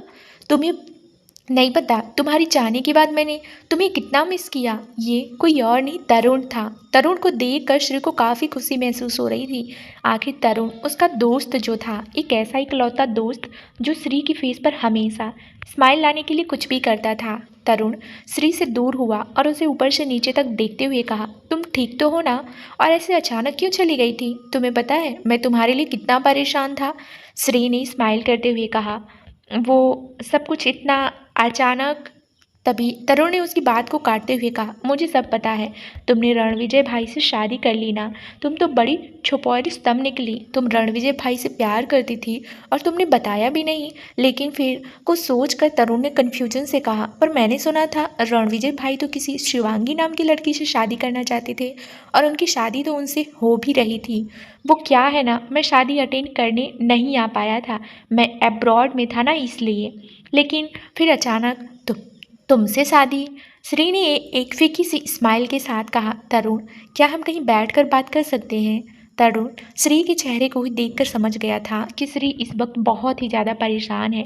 उसने श्री का हाथ पकड़ते हुए कहा, चलो हम कहीं और जाकर बात करते हैं। ये कहकर तरुण ने उसे अपनी गाड़ी की फ्रंट सीट पर बैठा दिया और गाड़ी का डोर ओपन कर ड्राइविंग सीट पर आकर बैठ गया। कुछ देर बाद श्री और तरुण दोनों ही समुद्र के किनारे पर बैठे हुए सामने समुद्र की लहरों को देख रहे थे, जहाँ तरुण बार बार तिरछी नज़रों से श्री की तरफ देख रहा था क्योंकि वो श्री के कुछ बोलने का इंतजार कर रहा था। वहीं श्री किसी ख्यालों में गुम दूर समुद्र की लहर को देखने में खोई हुई थी। काफ़ी देर तक जब श्री ने कुछ नहीं कहा तो तरुण ने इरिटेट होते हुए कहा, श्री कुछ बोलो ना, यहाँ पर क्या हम इन लहरों को देखने के लिए आए हैं?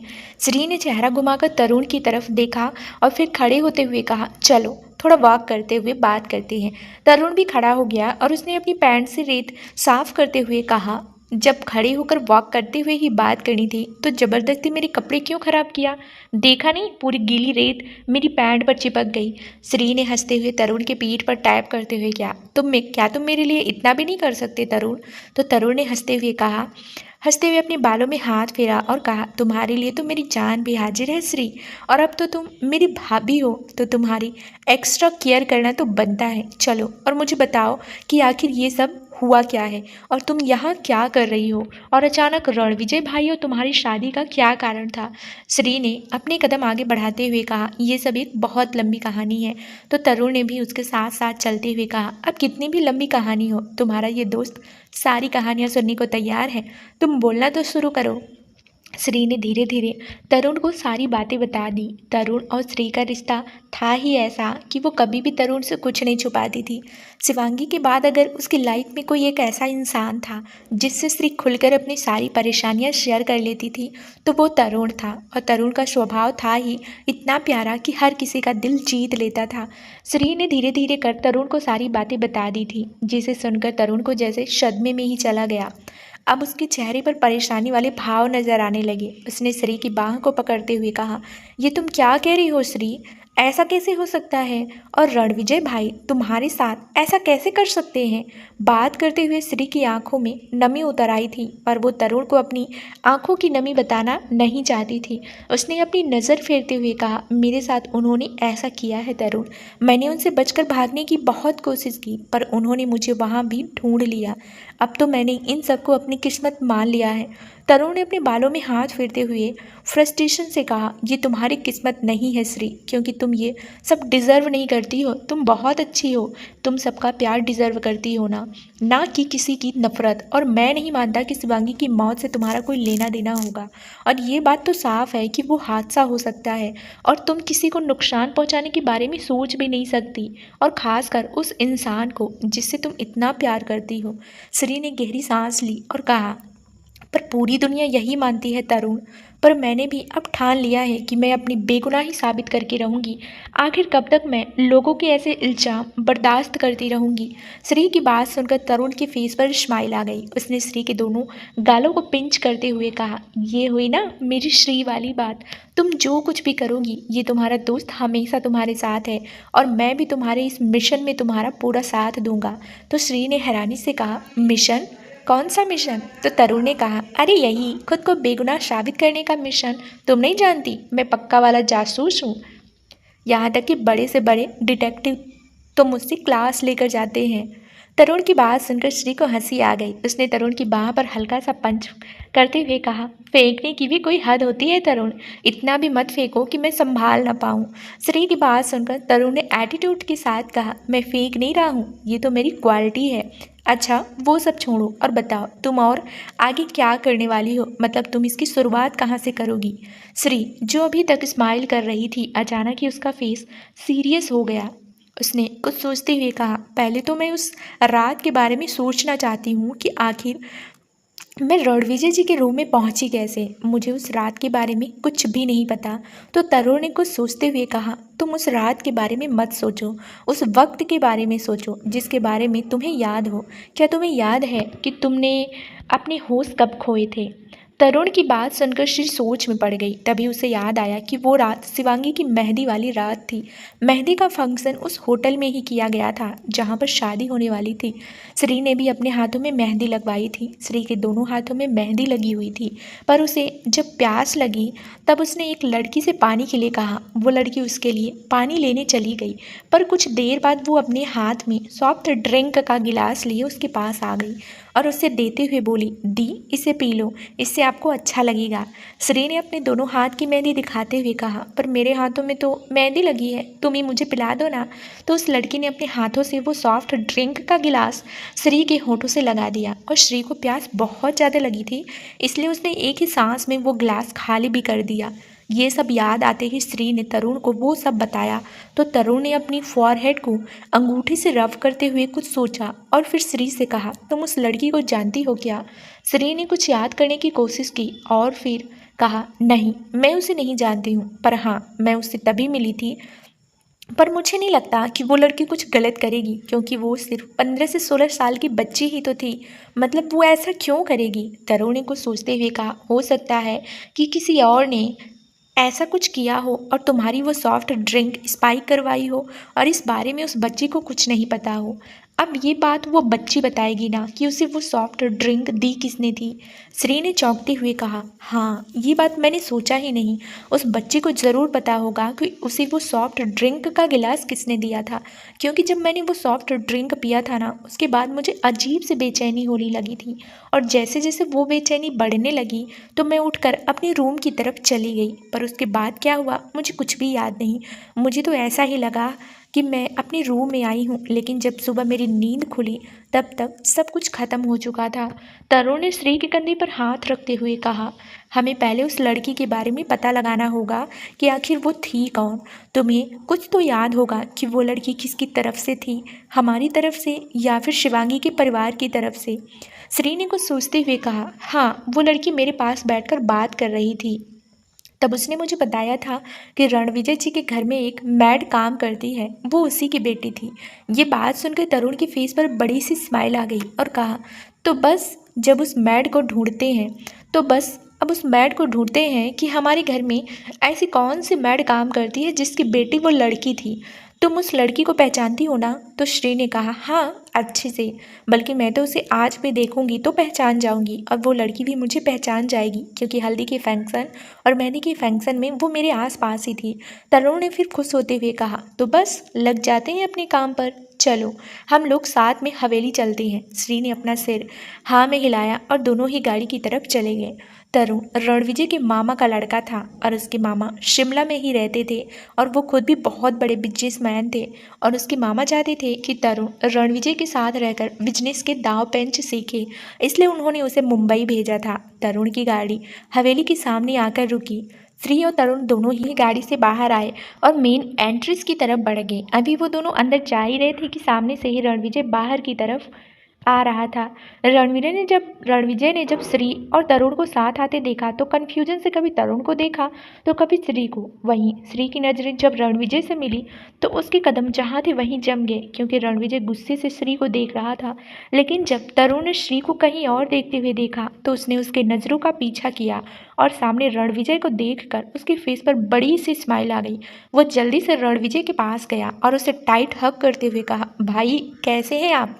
आपको पता है मैंने आपको कितना मिस किया। रणविजय जो अब तक श्री को देख रहा था और उसकी आंखों के एक्सप्रेशन इस वक्त काफ़ी सख्त नज़र आ रहे थे। तरुण के गले लगते ही उसकी आंखों के भाव सॉफ्ट हो गए और उसने मुस्कुराते हुए तरुण से कहा, तुम अचानक से यहाँ कैसे? तुम तो कुछ दिन बाद आने वाले थे ना?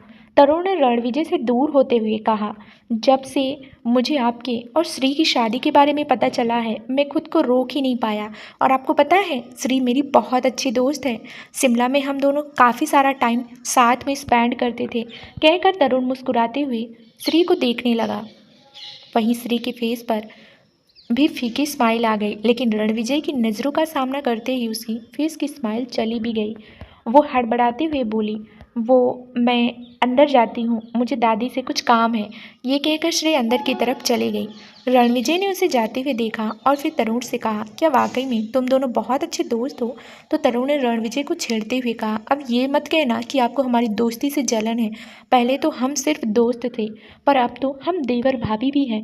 तो हमारी बॉन्ड तो और स्ट्रांग हो गया है। रणविजय ने गहरी सांस लेते हुए कहा, चलो अंदर चलकर बात करते हैं। तरुण और रणविजय दोनों ही अंदर आ गए। श्री दादी के साथ हॉल में ही बैठी हुई थी। दादी ने जब तरुण को अंदर आते हुए देखा तो बड़ी सी स्माइल के साथ कहा, आ ही गए तुम तरुण, कब से मैं कह रही थी, अब तो आना ही नहीं हुआ था तुम्हें।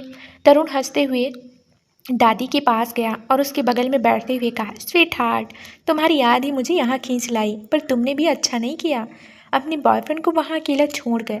दादी ने हंसते हुए तरुण के कंधे पर टैप करते हुए कहा, तुम्हारी ये हरकतें कभी कम नहीं होगी तरुण, और तुम्हें आना ही था तो मेरे साथ ही आ जाते। तरुण ने हंसते हुए कहा, अरे मेरी दादी, मेरी स्वीटू, आपको तो पता है ना मेरे डैड मुझे हमेशा काम में उलझाए रखते हैं। बड़े मुश्किल से बच कर आया हूँ वहाँ से मैं। अब तो मैं यहाँ आराम करूँगा, कहकर तरुण दादी की गोद में सिर रखकर लेट गया। तरुण की हरकत पर श्री को बड़ी हंसी आई। एक तरुण ही था जो अपनी हरकतों से अक्सर श्री को हंसाता रहता था। श्री को इस तरह से तरुण को हंसते देख रणविजय, जो सामने ही सोफे पर बैठा था, अपनी पकड़ आर्म रेस्ट पर कसते हुए मन ही मन कहा, तो अब ये मेरे भाई को भी फंसाना चाहती है। मैं भी देखना चाहता हूँ कैसे मैं भी देखता हूँ कैसे इसके इरादे पूरे होते हैं। रणविजय खड़े होते हुए बोला, श्री रूम में चलो, मुझे कुछ काम है। लेकिन तरुण जल्दी से बैठते हुए बोला, भाई आज तो श्री मेरा ख्याल रखेगी, आखिर मैं इतने दिनों बाद इससे मिल रहा हूँ। फिर उसने श्री की तरफ देखते हुए कहा, श्री आज तुम सारा खाना मेरी फेवरेट वाला बनाओगी। तुम्हें पता है ना कि मुझे क्या क्या चीज़ पसंद है। रणविजय जो सीढ़ियों की तरफ जा रहा था, उसने पलटकर तरुण की तरफ देखा और फिर श्री की तरफ। रणविजय ने इस बार थोड़े गुस्से वाले भाव से कहा, वो तुम्हारी भाभी बाद में है, पहले मेरी बीवी है, इसलिए उसकी फर्स्ट प्रायोरिटी मैं हूँ। फिर श्री की तरफ देखकर उसे लगभग ऑर्डर देते हुए कहा, और तुमने सुना नहीं, रूम में आओ, कहकर रणविजय बिना तरुण की बात सुने ही वहाँ से निकल गया। तरुण, जिसने रणविजय को कुछ कहने के लिए मुंह खोला ही था, अपना मुंह बंद करते हुए मन ही मन कहा, क्या अब इन्हें मुझसे भी जलन हो रही है कि मैं उनकी बीवी को पटाने वाला हूँ? ये भाई भी ना। दादी ने मुस्कुराते हुए श्री से कहा, जाओ श्री, उसे वाकई में कुछ काम होगा। श्री ने मन ही मन कहा, क्या काम होगा? सुनानी होंगी 4-5 बातें, यही तो आता है उन्हें, कहकर श्री ना चाहते हुए भी खड़ी हुई और सीढ़ियों की तरफ बढ़ गई। रणविजय ने रूम में आकर अपना कोट उतारा और गुस्से से सोफे पर फेंकते हुए कहा, जहाँ लड़का देखा नहीं वहीं ये लड़की उस पर अपनी डोरी डालना शुरू कर देती है। तभी रूम का डोर ओपन हुआ और श्री अंदर आई। श्री को देखकर रणविजय उसकी तरफ बढ़ते हुए बोला, तरुण से दूर रहना, वो मेरा भाई है और मैं नहीं चाहता कि उसके आसपास तुम जैसे लड़की रहे। श्री ने हैरानी से रणविजय की तरफ देखते हुए कहा, ऐसी वैसी लड़की से आपका क्या मतलब है रणविजय? रणविजय ने श्री को दरवाजे से सटाते हुए कहा, वही लड़की जिसका कैरेक्टर पूरी खराब हो, जिसने अपनी होने वाली जीजा के साथ रात बिताई, तो उसका कैरेक्टर कैसे अच्छा हो सकता है? रणविजय की बात सुनकर श्री को भी अब गुस्सा आया। उसने रणविजय को खुद से दूर धकेलते हुए कहा, रात तो फिर आपने भी मेरे साथ बिताई थी ना, जबकि मैं आपकी होने वाली बीवी की बहन थी। अपने कैरेक्टर को क्या कहेंगे आप? रणविजय को अब श्री का बिहेवियर हैरान कर देता था, क्योंकि कहाँ तो पहले श्री की आवाज़ नहीं निकलती थी, अब श्री पूरी तरह से उसे चैलेंज करती थी, यहाँ तक कि उसे 4 बातें सुना भी देती थी। रणविजय ने उसकी बाँह पर अपनी पकड़ कसते हुए कहा, तुम्हारी जबान कुछ ज़्यादा नहीं खुलने लगी है श्री, या मैंने ही तुम्हें कुछ ज़्यादा ढील दे दी है? रणविजय कहते हुए उसके हाथ पर अब और भी ज़्यादा अपनी पकड़ को मजबूत करते जा रहा था, जिससे श्री को तो लग रहा था जैसे रणविजय उसका हाथ ही तोड़ देगा। वो कराहते हुए रणविजय का हाथ हटाने की कोशिश करने लगी, पर रणविजय एक अजीब स्माइल के साथ बोला, दर्द हो रहा है श्री? जब दर्द बर्दाश्त कहीं नहीं होता तो मुझे ऐसे जवाब क्यों देती हो? श्री ने नफरत भरी स्माइल के साथ कहा, आप सिर्फ यही कर सकते हैं, अपनी ताकत मुझ पर दिखाना, क्योंकि आप जानते हैं कि मैं कमज़ोर हूँ ना, आपका सामना नहीं कर पाऊंगी। लेकिन जितना दर्द मुझे पहुँचाना है आप पहुँचा लीजिए, क्योंकि एक दिन मैं अपनी बेगुनाही साबित करूंगी और फिर आपसे बहुत दूर चली जाऊंगी। श्री की बात सुनकर रणविजय की पकड़ श्री के हाथ से ढीली पड़ गई। इसी बात का फायदा उठाकर श्री ने रणविजय को खुद से दूर किया और वॉशरूम की तरफ बढ़ गई। रणविजय के जहन में बार बार यही बात आ रही थी कि मैं आपसे बहुत दूर चली जाऊंगी। रणविजय को पता नहीं क्यों, पर श्री की ये बात कुछ अच्छी नहीं लगी, पर उसने इस बात को अपने जहन से झटका और वॉशरूम के बंद डोर के सामने गया और उसे जोर से किक करते हुए कहा, बेगुनाही तो तब साबित करोगी ना श्री, जब तुम बेगुनाह होगी, और वो तुम हो नहीं। कहकर रणविजय ने एक बार फिर से गाड़ी की चाबी उठाई और रूम से बाहर निकल गया। दादी, जो अभी भी तरुण के पास ही बैठी हुई थी, उसने जब रणविजय को बाहर जाते हुए देखा तो रणविजय को रोकते हुए कहा, रणविजय कहाँ जा रहे हो? अभी तो आए हो बेटा। पर रणविजय इतना ज़्यादा गुस्से में था कि उसने दादी की तरफ देखा भी नहीं और मेन एंट्रेंस की तरफ बढ़ गया। तरुण और दादी रणविजय को जाते देखते रह गए। फिर तरुण ने दादी से कहा, दादी, ये भाई इतना ज़्यादा गुस्से में क्यों रहने लगे हैं? पहले तो ये ऐसे नहीं थे। दादी ने थोड़ा सा उदास होते हुए कहा, पता नहीं क्या हो गया है मेरे रणविजय को, ये कभी भी ऐसा नहीं था। कितना खुश मिजाज था ना ये, पर पिछले 1 साल में ही पूरी तरह से बदल गया है। तरुण ने मन ही मन कहा, मैं जानता हूँ दादी कि भाई ऐसा क्यों हो गए हैं, पर मैं आपको सच नहीं बता सकता, वरना आपको बहुत तकलीफ होगी। लेकिन भाई भी श्री के साथ सही नहीं कर रहे हैं। श्री बहुत अच्छी लड़की है, वो भाई की नफरत डिजर्व नहीं करती है। वहीं श्री वॉशरूम के अंदर वॉश बेसिन के सामने खड़ी होकर बार बार अपनी फेस को धोए जा रही थी। उसे भी बहुत ज़्यादा गुस्सा आ रहा था, इसलिए पानी की छींटें अपने मुंह पर डालकर वो खुद को रिलैक्स करने की कोशिश कर रही थी। उसने चेहरा उठा के मिरर की तरफ देखा तो उसकी नज़र अपनी बाह पर रणविजय की सख्त उंगलियों से बने निशान पर गई। श्री की नाजुक सी स्किन पर रणविजय के दिए निशान साफ चमक रहे थे, जिसे देखकर श्री ने कुछ दिन और रणविजय, उसके साथ मैं आपकी कैद से हमेशा के लिए रिहा हो जाऊंगी। बस कुछ दिन और तुम्हें सब्र से काम लेना होगा श्री। ये सोचते हुए फिर ये सब खत्म हो जाएगा। रणविजय अपने मेंशन के बाहर एरिया में बैठा हुआ ड्रिंक कर रहा था। उसके सामने ही अमन, जो ड्रिंक का ग्लास अपने हाथ में पकड़े हुए रणविजय को देख रहा था, उसने रणविजय का हाथ पकड़कर उसे रोकते हुए कहा, बस कर यार, और कितना पिएगा? तो शराब तो ऐसे पीता है जैसे पानी पी रहा हो। रणविजय ने उसका हाथ झटकते हुए कहा, क्योंकि एक यही है जो मेरे बेचैन दिल को सुकून दे सकती है। अमन ने अपने ड्रिंक की शिप लेते हुए कहा, शराब सिर्फ दिल जलाने का काम करती है, दिल को सुकून पहुंचाने का नहीं। वैसे आज हुआ क्या है? रणविजय, जो इस वक्त बहुत ही ज़्यादा नशे में था, उसने अपनी नशीली आंखों से अमन की तरफ देखा और फिर एक हंसी के साथ कहा, होना क्या है? मेरी ज़िंदगी में जो कुछ हो रहा है तुझे सब पता है। अमन ने अपना ग्लास काउंटर पर रखते हुए कहा, पर तू जो कुछ कर रहा है वो सही नहीं कर रहा है। रणविजय, श्री को सजा देने का तेरा ये तरीका बिल्कुल सही नहीं है। रणविजय ने अपनी हाथ में पकड़े ड्रिंक के गिलास को पूरा खाली किया और एक तेज आवाज़ के साथ काउंटर पर रखा। फिर अपनी नशीली आवाज़ में कहा, मैं तो उसके साथ वही कर रहा हूँ ना अमन, जो वो डिज़र्व करती है। मैं अपनी शिवांगी की याद में तड़प रहा हूँ, तो फिर उसे कैसे सुकून से रहने दूँ? जब जब उसे देखता हूँ मुझे मेरी शिवांगी का वो खून से भरा हुआ चेहरा याद आता है। फिर अपने दोनों हाथ को देखते हुए, मेरे इन्हीं हाथों में उसने अपना दम तोड़ा था अमन। श्री ने मेरी शिवांगी को तो मारा, साथ ही साथ मुझे शिवांगी की नज़रों में भी गिरा दिया। कितना खुश थे ना हम लोग अपनी शादी को लेकर, लेकिन सब कुछ बर्बाद करके रख दिया उसने। बोलते हुए रणविजय की आवाज़ में एक दर्द उमड़ आया। अमन भी जानता था कि रणविजय के लिए शिवांगी क्या थी और वो कितना खुश था अपनी शादी को लेकर। उसने अफसोस से कहा, रणविजय, पर पता नहीं क्यों मेरा दिल मानने को तैयार नहीं है कि श्री ऐसा कुछ कर सकती है। वो भी तो अपनी बहन से कितना प्यार करती थी ना। रणविजय ने एक नफरत भरी हंसी के साथ कहा, प्यार? अगर प्यार करती तो आज शिवांगी जिंदा होती और आज मेरी बीवी होती। हम दोनों एक अच्छी हैप्पी मैरिड लाइफ जी रहे होते। और तुम कह रहे हो कि मैं श्री के साथ अच्छा नहीं कर रहा हूँ? उसकी तो हर एक सांस में सजा बनाकर रख दूंगा। तुम्हें पता है अमन, वो किसी से प्यार करती थी और देखो, मैंने उसे उसके प्यार के लायक ही नहीं छोड़ा। उसने मुझसे मेरा प्यार छीना और मैंने उससे उसका प्यार छीन लिया। कहते हुए रणविजय डेविल हंसी हंसने लगा। अमन ने हैरानी से कहा, वो किसी से प्यार करती थी? पर किससे? रणविजय ने लापरवाही से कहा, करती होगी किसी से, मुझे जानने में कोई इंटरेस्ट भी नहीं है। रणविजय अपनी चेयर से खड़ा हुआ और वहाँ से जाते हुए बोला, अच्छा मैं चलता हूँ उसकी रातों की नींद हराम करने। अमन अपनी जगह से खड़ा हुआ और रणविजय के पीछे आते हुए बोला, तुम बहुत ज़्यादा नशे में हो, तुम आज रात यहीं क्यों नहीं रुक जाते हो? रणविजय ने पलटकर अमन की तरफ देखा और कहा, मुझ पर सिर्फ शिवांगी के इश्क का नशा ही असर करता है अमन, और कोई नशा नहीं। कहते हुए रणविजय मुस्कुराया और उसने अपने कदम वापस आगे बढ़ा दिए। अमन उसके पास आते हुए बोला, चलो मैं तुम्हें तुम्हारी हवेली ड्रॉप कर देता हूँ, उसके बाद मैं अपने घर चला जाऊँगा। कुछ देर बाद अमन ने रणविजय को उसकी हवेली ड्रॉप किया और वहाँ से अपने घर के लिए निकल गया। रात काफ़ी हो चुकी थी, इसलिए सभी लोग अपने अपने रूम में आराम करने चले गए थे। हॉल में इस वक्त हल्का सा अंधेरा था। रणविजय अपने लड़खड़ाते कदमों से सीढ़ियों की तरफ बढ़ा और अपने रूम का डोर ओपन कर अंदर आया। श्री सोफे पर बैठे बैठे ही सो गई थी। दरअसल श्री सोफे पर बैठे हुए कुछ सोच रही थी और उसे पता ही नहीं चला कि कब उसकी आंख लग गई।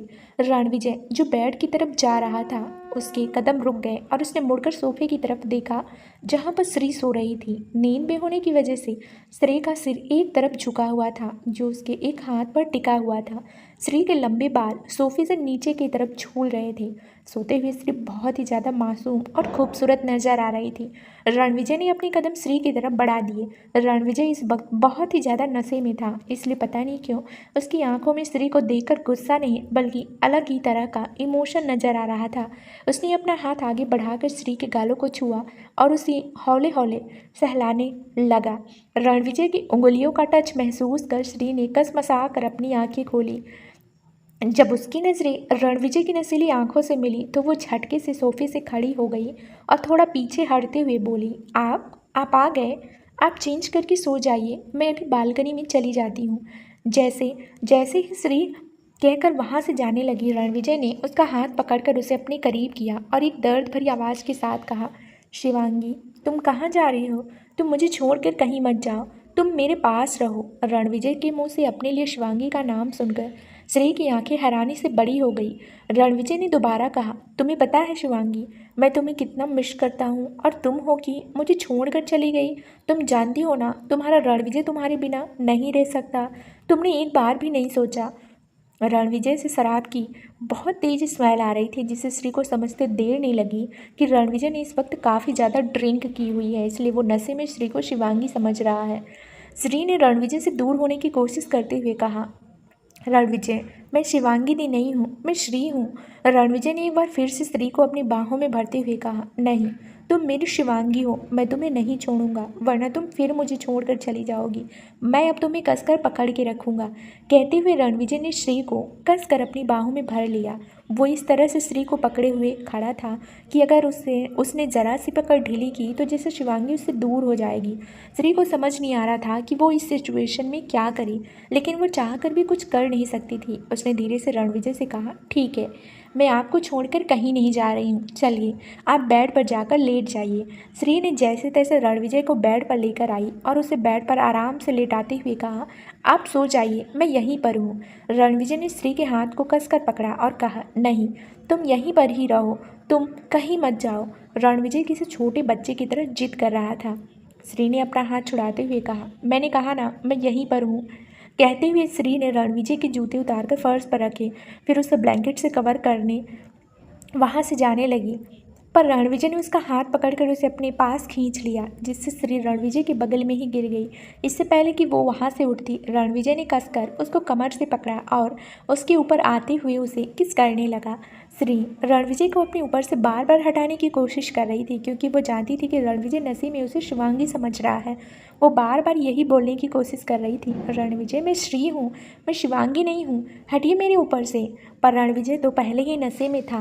वो मदहोशी से बार बार शिवांगी का नाम लिए जा रहा था। आखिरकार श्री ने हार कर कोशिश करना बंद कर दिया और रणविजय को वो करने दिया जो रणविजय कर रहा था। लेकिन कुछ ही देर बाद श्री को रणविजय की गर्म सांसें अपनी गर्दन में महसूस हुई। श्री ने हल्का सा रणविजय को हिलाते हुए कहा, रणविजय। पर रणविजय ने कोई भी रिएक्ट नहीं किया। उसकी गहरी सांसें बता रही थी कि वो सो चुका था। रणविजय का पूरा वेट अब श्री के ऊपर था, जिस वजह से नाजुक से श्री उसके शरीर के नीचे दबती जा रही थी। उसने रणविजय को अपने ऊपर से हटाने की बहुत कोशिश की, पर वो उसे हिला भी नहीं पाई। आखिरकार हार कर श्री ने अपनी आंखें बंद कर ली और कुछ ही देर में उसे भी नींद आ गई। सुबह का वक्त। सुबह जब रणविजय की नींद खुली तो उसे अपने नीचे एक सॉफ्ट सा एहसास हुआ। उसने अपनी अधखुली आंखों से देखने की कोशिश की तो उसकी नज़रों के सामने श्री का मासूम सा चेहरा आया, जो इस वक्त सो रही थी। रणविजय ने अपना चेहरा उठाकर श्री की तरफ देखा। उसे याद नहीं आ रहा था कि वो रात को कब घर आया और कब श्री के ऊपर ही सो गया। उसने एक बार फिर से अपना चेहरा श्री की गर्दन में छुपा लिया और अपनी आंखें बंद कर ली। फिर कुछ देर बाद झटके से वो उठा और बेड से नीचे उतर गया। रणविजय के हिलने डुलने से श्री की भी नींद खुल गई थी। उसने अपनी आंखें खोलकर रणविजय की तरफ देखा, जो बेड से नीचे खड़े होकर अंगड़ाई ले रहा था। लेकिन जैसे ही रणविजय ने वापस श्री की तरफ देखा, श्री ने जल्दी से अपनी आंखें बंद कर ली और ऐसी रिएक्ट करने लगी जैसे कि वो सो रही हो। रणविजय ने एक नज़र श्री को देखकर अपने कदम वॉशरूम की तरफ बढ़ा दिए। वॉशरूम का डोर बंद होने की आवाज़ सुनकर श्री ने धीरे से अपनी आंखें खोली और रणविजय के वॉशरूम में जाते ही उसने एक चैन की सांस ली। फिर वो बेड से उठने की कोशिश करने लगी, लेकिन उसकी पूरी बॉडी में दर्द हो रहा था। उसे तो ऐसे लग रहा था जैसे उसकी बॉडी पर किसी ने रोलर कोस्टर चला दिया हो। वो कराहते हुए एक बार फिर से लेट गई। उसमें उठने की हिम्मत बिल्कुल भी नहीं थी, इसलिए वो थोड़ी देर और सोना चाहती थी, क्योंकि रात भर एक ही पोजीशन में सोना और वो भी रणविजय जैसे लंबी चौड़ी डील डॉल वाले इंसान के नीचे सोना श्री के लिए बहुत ही दर्द भरा अनुभव रहा था। उसने खुद को ब्लैंकेट से कवर किया और वापस अपनी आंखें बंद कर ली, लेकिन तभी उसे याद आया कि दादी ने आज उसे अपने साथ मंदिर चलने के लिए कहा था। ये याद आते ही श्री झटके से उठ बैठी और अपने सिर पर हाथ रखते हुए बोली, हे भगवान, मैं तो काफ़ी देर से सो रही हूँ। श्री ने जल्दी से साइड में रखी हुई अपनी फ़ोन को उठाया और टाइम देखा तो सुबह के 9 बजे हुए थे, जबकि दादी ने उसे कहा था कि वो सुबह 8 बजे मंदिर के लिए जाएंगे। श्री हड़बड़ाते हुए बेड से नीचे उतरी और अपनी कबर्ड से अपने कपड़े निकाल कर रूम से बाहर निकल गई। वो दूसरे रूम में जाकर शावर लेने वाली थी, क्योंकि रणविजय जो अभी वॉशरूम में घुसा था तो जाहिर सी बात है कि वो आधे घंटे से पहले तो नहीं निकलने वाला था। दूसरे रूम में शावर लेने के बाद श्री ने लाइट येलो कलर की साड़ी पहन ली थी। ये साड़ी बिल्कुल लाइट वेट थी। श्री ने हल्का फुल्का मेकअप किया और अपनी लंबे बालों की चोटी गूंथ ली। हल्के फुल्के के मेकअप में भी श्री बहुत ही ज़्यादा प्यारी लग रही थी। श्री को नेचुरल ब्यूटी कहा जाए तो गलत नहीं होगा। उसे वाकई में किसी तरह कि बनावटी सामान की ज़रूरत नहीं थी। उसके चेहरे की सौम्यता और मासूमियत ही उसका श्रृंगार थी, जिसे एक नज़र कोई देखे तो देखता ही रह जाए। उसने जल्दी से अपनी साड़ी का पल्लू ठीक किया और रूम से बाहर निकल गई। वो अपनी साड़ी का पल्लू ठीक किए हुए आगे बढ़ रही थी। उसी वक्त रणविजय भी रूम का डोर ओपन कर बाहर आया। श्री का ध्यान रणविजय की तरफ नहीं था, वहीं रणविजय का ध्यान भी श्री पर नहीं गया। इस वजह से दोनों में एकदम से टकराव हुआ, जिससे श्री खुद को संभाल नहीं पाई और जैसे ही वो फर्श पर गिरने लगी उसने रणविजय के कोट को कसकर पकड़ लिया। इससे हुआ ये कि अचानक टकराव होने की वजह से रणविजय भी खुद को संभाल नहीं पाया और श्री के उसके ब्लेजर को पकड़ने की वजह से वो भी अपना बैलेंस खो बैठा और श्री के साथ साथ वो भी फर्श पर गिर गया। पहले ही श्री की पूरी बॉडी में दर्द हो रहा था और अब रणविजय के उसके ऊपर गिरने की वजह से उसके मुंह से दर्द भरी चीख निकल गई। रणविजय जो कुछ देर पहले हैरान हो रहा था, उसने गुस्से से श्री को देखते हुए कहा, देख कर नहीं चल सकती हो क्या? ये तुमने जानबूझकर किया है ना? श्री जो रणविजय के नीचे फर्श पर ही गिरी हुई थी, उसने थोड़ा नाराज़गी से कहा, क्या मुझे शौक है नीचे गिरने का जो मैं जानबूझकर करूँगी? पहले ही रात भर आप मेरे ऊपर सोए, जिस वजह से पूरी की पूरी बॉडी में दर्द हो रहा है। और फिर से रणविजय ने उसे घूरते हुए कहा, तुम कहना चाहती हो कि मुझे शौक है तुम्हारे ऊपर गिरने का? श्री ने अपनी नज़रें दूसरी तरफ करते हुए कहा, मुझे फ़िलहाल आपसे कोई बात नहीं करनी है, आप हटिए मेरे ऊपर से।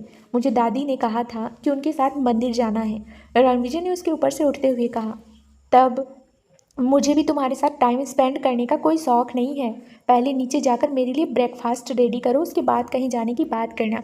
श्री अभी भी फर्श पर लेटी हुई थी। वो जैसे तैसे उठकर बैठ गई और अपनी कमर पर हाथ रखते हुए बोली, ब्रेकफास्ट बनाने के लिए इतने सारे सर्वेंट हैं तो सही घर में, आप किसी को भी कह दीजिए। पहले ही मुझे काफ़ी देर हो गई है, दादी मेरा वेट कर रही होंगी। रणविजय ने अपना ब्लेजर ठीक करते हुए कहा, मैंने कहा ना कि मेरा ब्रेकफास्ट तुम रेडी करोगी। मेरे सारे पर्सनल काम तुम ही हैंडल करोगी, कोई और नहीं, समझी? अब चुपचाप से खड़ी हो और जाओ यहाँ से। श्री जैसे तैसे फर्श से खड़ी हुई और अपनी कमर पर हाथ रखे हुए मन ही मन रणविजय को गालियाँ देते हुए वहाँ से चली गई। रणविजय ने उसे जाते हुए देखा और फिर अपनी फ़ोन को चेक करते हुए बोला, आज की मीटिंग में कहीं देर ना हो जाए, पता नहीं आज इतनी देर कैसे हो, मैं जागा। रणविजय ने अपना सिर झटका और वो भी वहाँ से चला गया। श्री ने अपनी साड़ी का पल्लू अपनी कमर में लगाया और जल्दी से रणविजय के लिए ब्रेकफास्ट बनाने लगी। दादी जो अभी मंदिर से बाहर निकली ही थी, उन्होंने श्री को आवाज़ देते हुए कहा, श्री बिटिया चलना नहीं है क्या? वैसे भी काफ़ी देर हो गई है। श्री किचन में ही काम करते हुए बोली, दादी बस मैं उनके लिए ब्रेकफास्ट रेडी कर दूं, फिर मैं आपके साथ चलती हूँ। दादी ने किचन में ही जाते हुए कहा, पर श्री इतने सारे सर्वेंट हैं तो उनको भी तो बोल सकती हो ना। श्री ने जल्दी जल्दी अपने हाथ चलाते हुए कहा, दादी इन्हें मेरे ही हाथ का ब्रेकफास्ट खाना है, इसलिए बस मुझे 5 मिनट का वक्त लगेगा, तब तक आप बाहर हॉल में बैठ जाइए। तभी कादम्बरी जी जो अपनी व्हील चेयर के सहारे वहाँ आई थी, उन्होंने श्री की तरफ देखा और फिर श्री के बने ब्रेकफास्ट की तरफ। फिर श्री से कहा, श्री तुम इसमें शिमला मिर्च ऐड नहीं कर रही हो ना। श्री जो इस वक्त जल्दी जल्दी से पास्ता रेडी कर रही थी, उसने कादम्बरी जी की तरफ देखते हुए कहा, मैंने तो उसमें शिमला मिर्च ऐड कर दी है आंटी, क्या मुझे नहीं डालना चाहिए था। कादम्बरी जी ने बिना किसी भाव के कहा, श्री रणविजय को शिमला मिर्च से एलर्जी है, तुम एक काम करो दूसरा नाश्ता तैयार कर लो। तो दादी ने कहा, इतना वक्त नहीं है कादम्बरी, एक काम करो श्री तुम इसे सर्वेंट को बनाने दो और चलो मेरे साथ। अब श्री भला दादी को क्या बताती कि अगर उसने ब्रेकफास्ट रेडी नहीं किया और किसी और से ये काम करवाया तो रणविजय का सारा गुस्सा उसी पर फूटेगा। इसलिए उसने बेचारी वाली शक्ल बनाते हुए कहा, दादी प्लीज़ आप 5 मिनट रुक जाइए, मुझे दूसरा नाश्ता तैयार करने में वक्त नहीं लगेगा, मैं फटाफट से आती हूँ। दादी समझ गई कि श्री जब तक रणविजय के लिए ब्रेकफास्ट नहीं बना लेती वो उनके साथ मंदिर नहीं जाएगी, इसलिए उन्होंने मुस्कुराते हुए कहा, ठीक है बाबा, बना लो अपने पति के लिए ब्रेकफास्ट, मैं बाहर ही तुम्हारा वेट कर रही हूँ। कहकर दादी किचन से बाहर आ गई।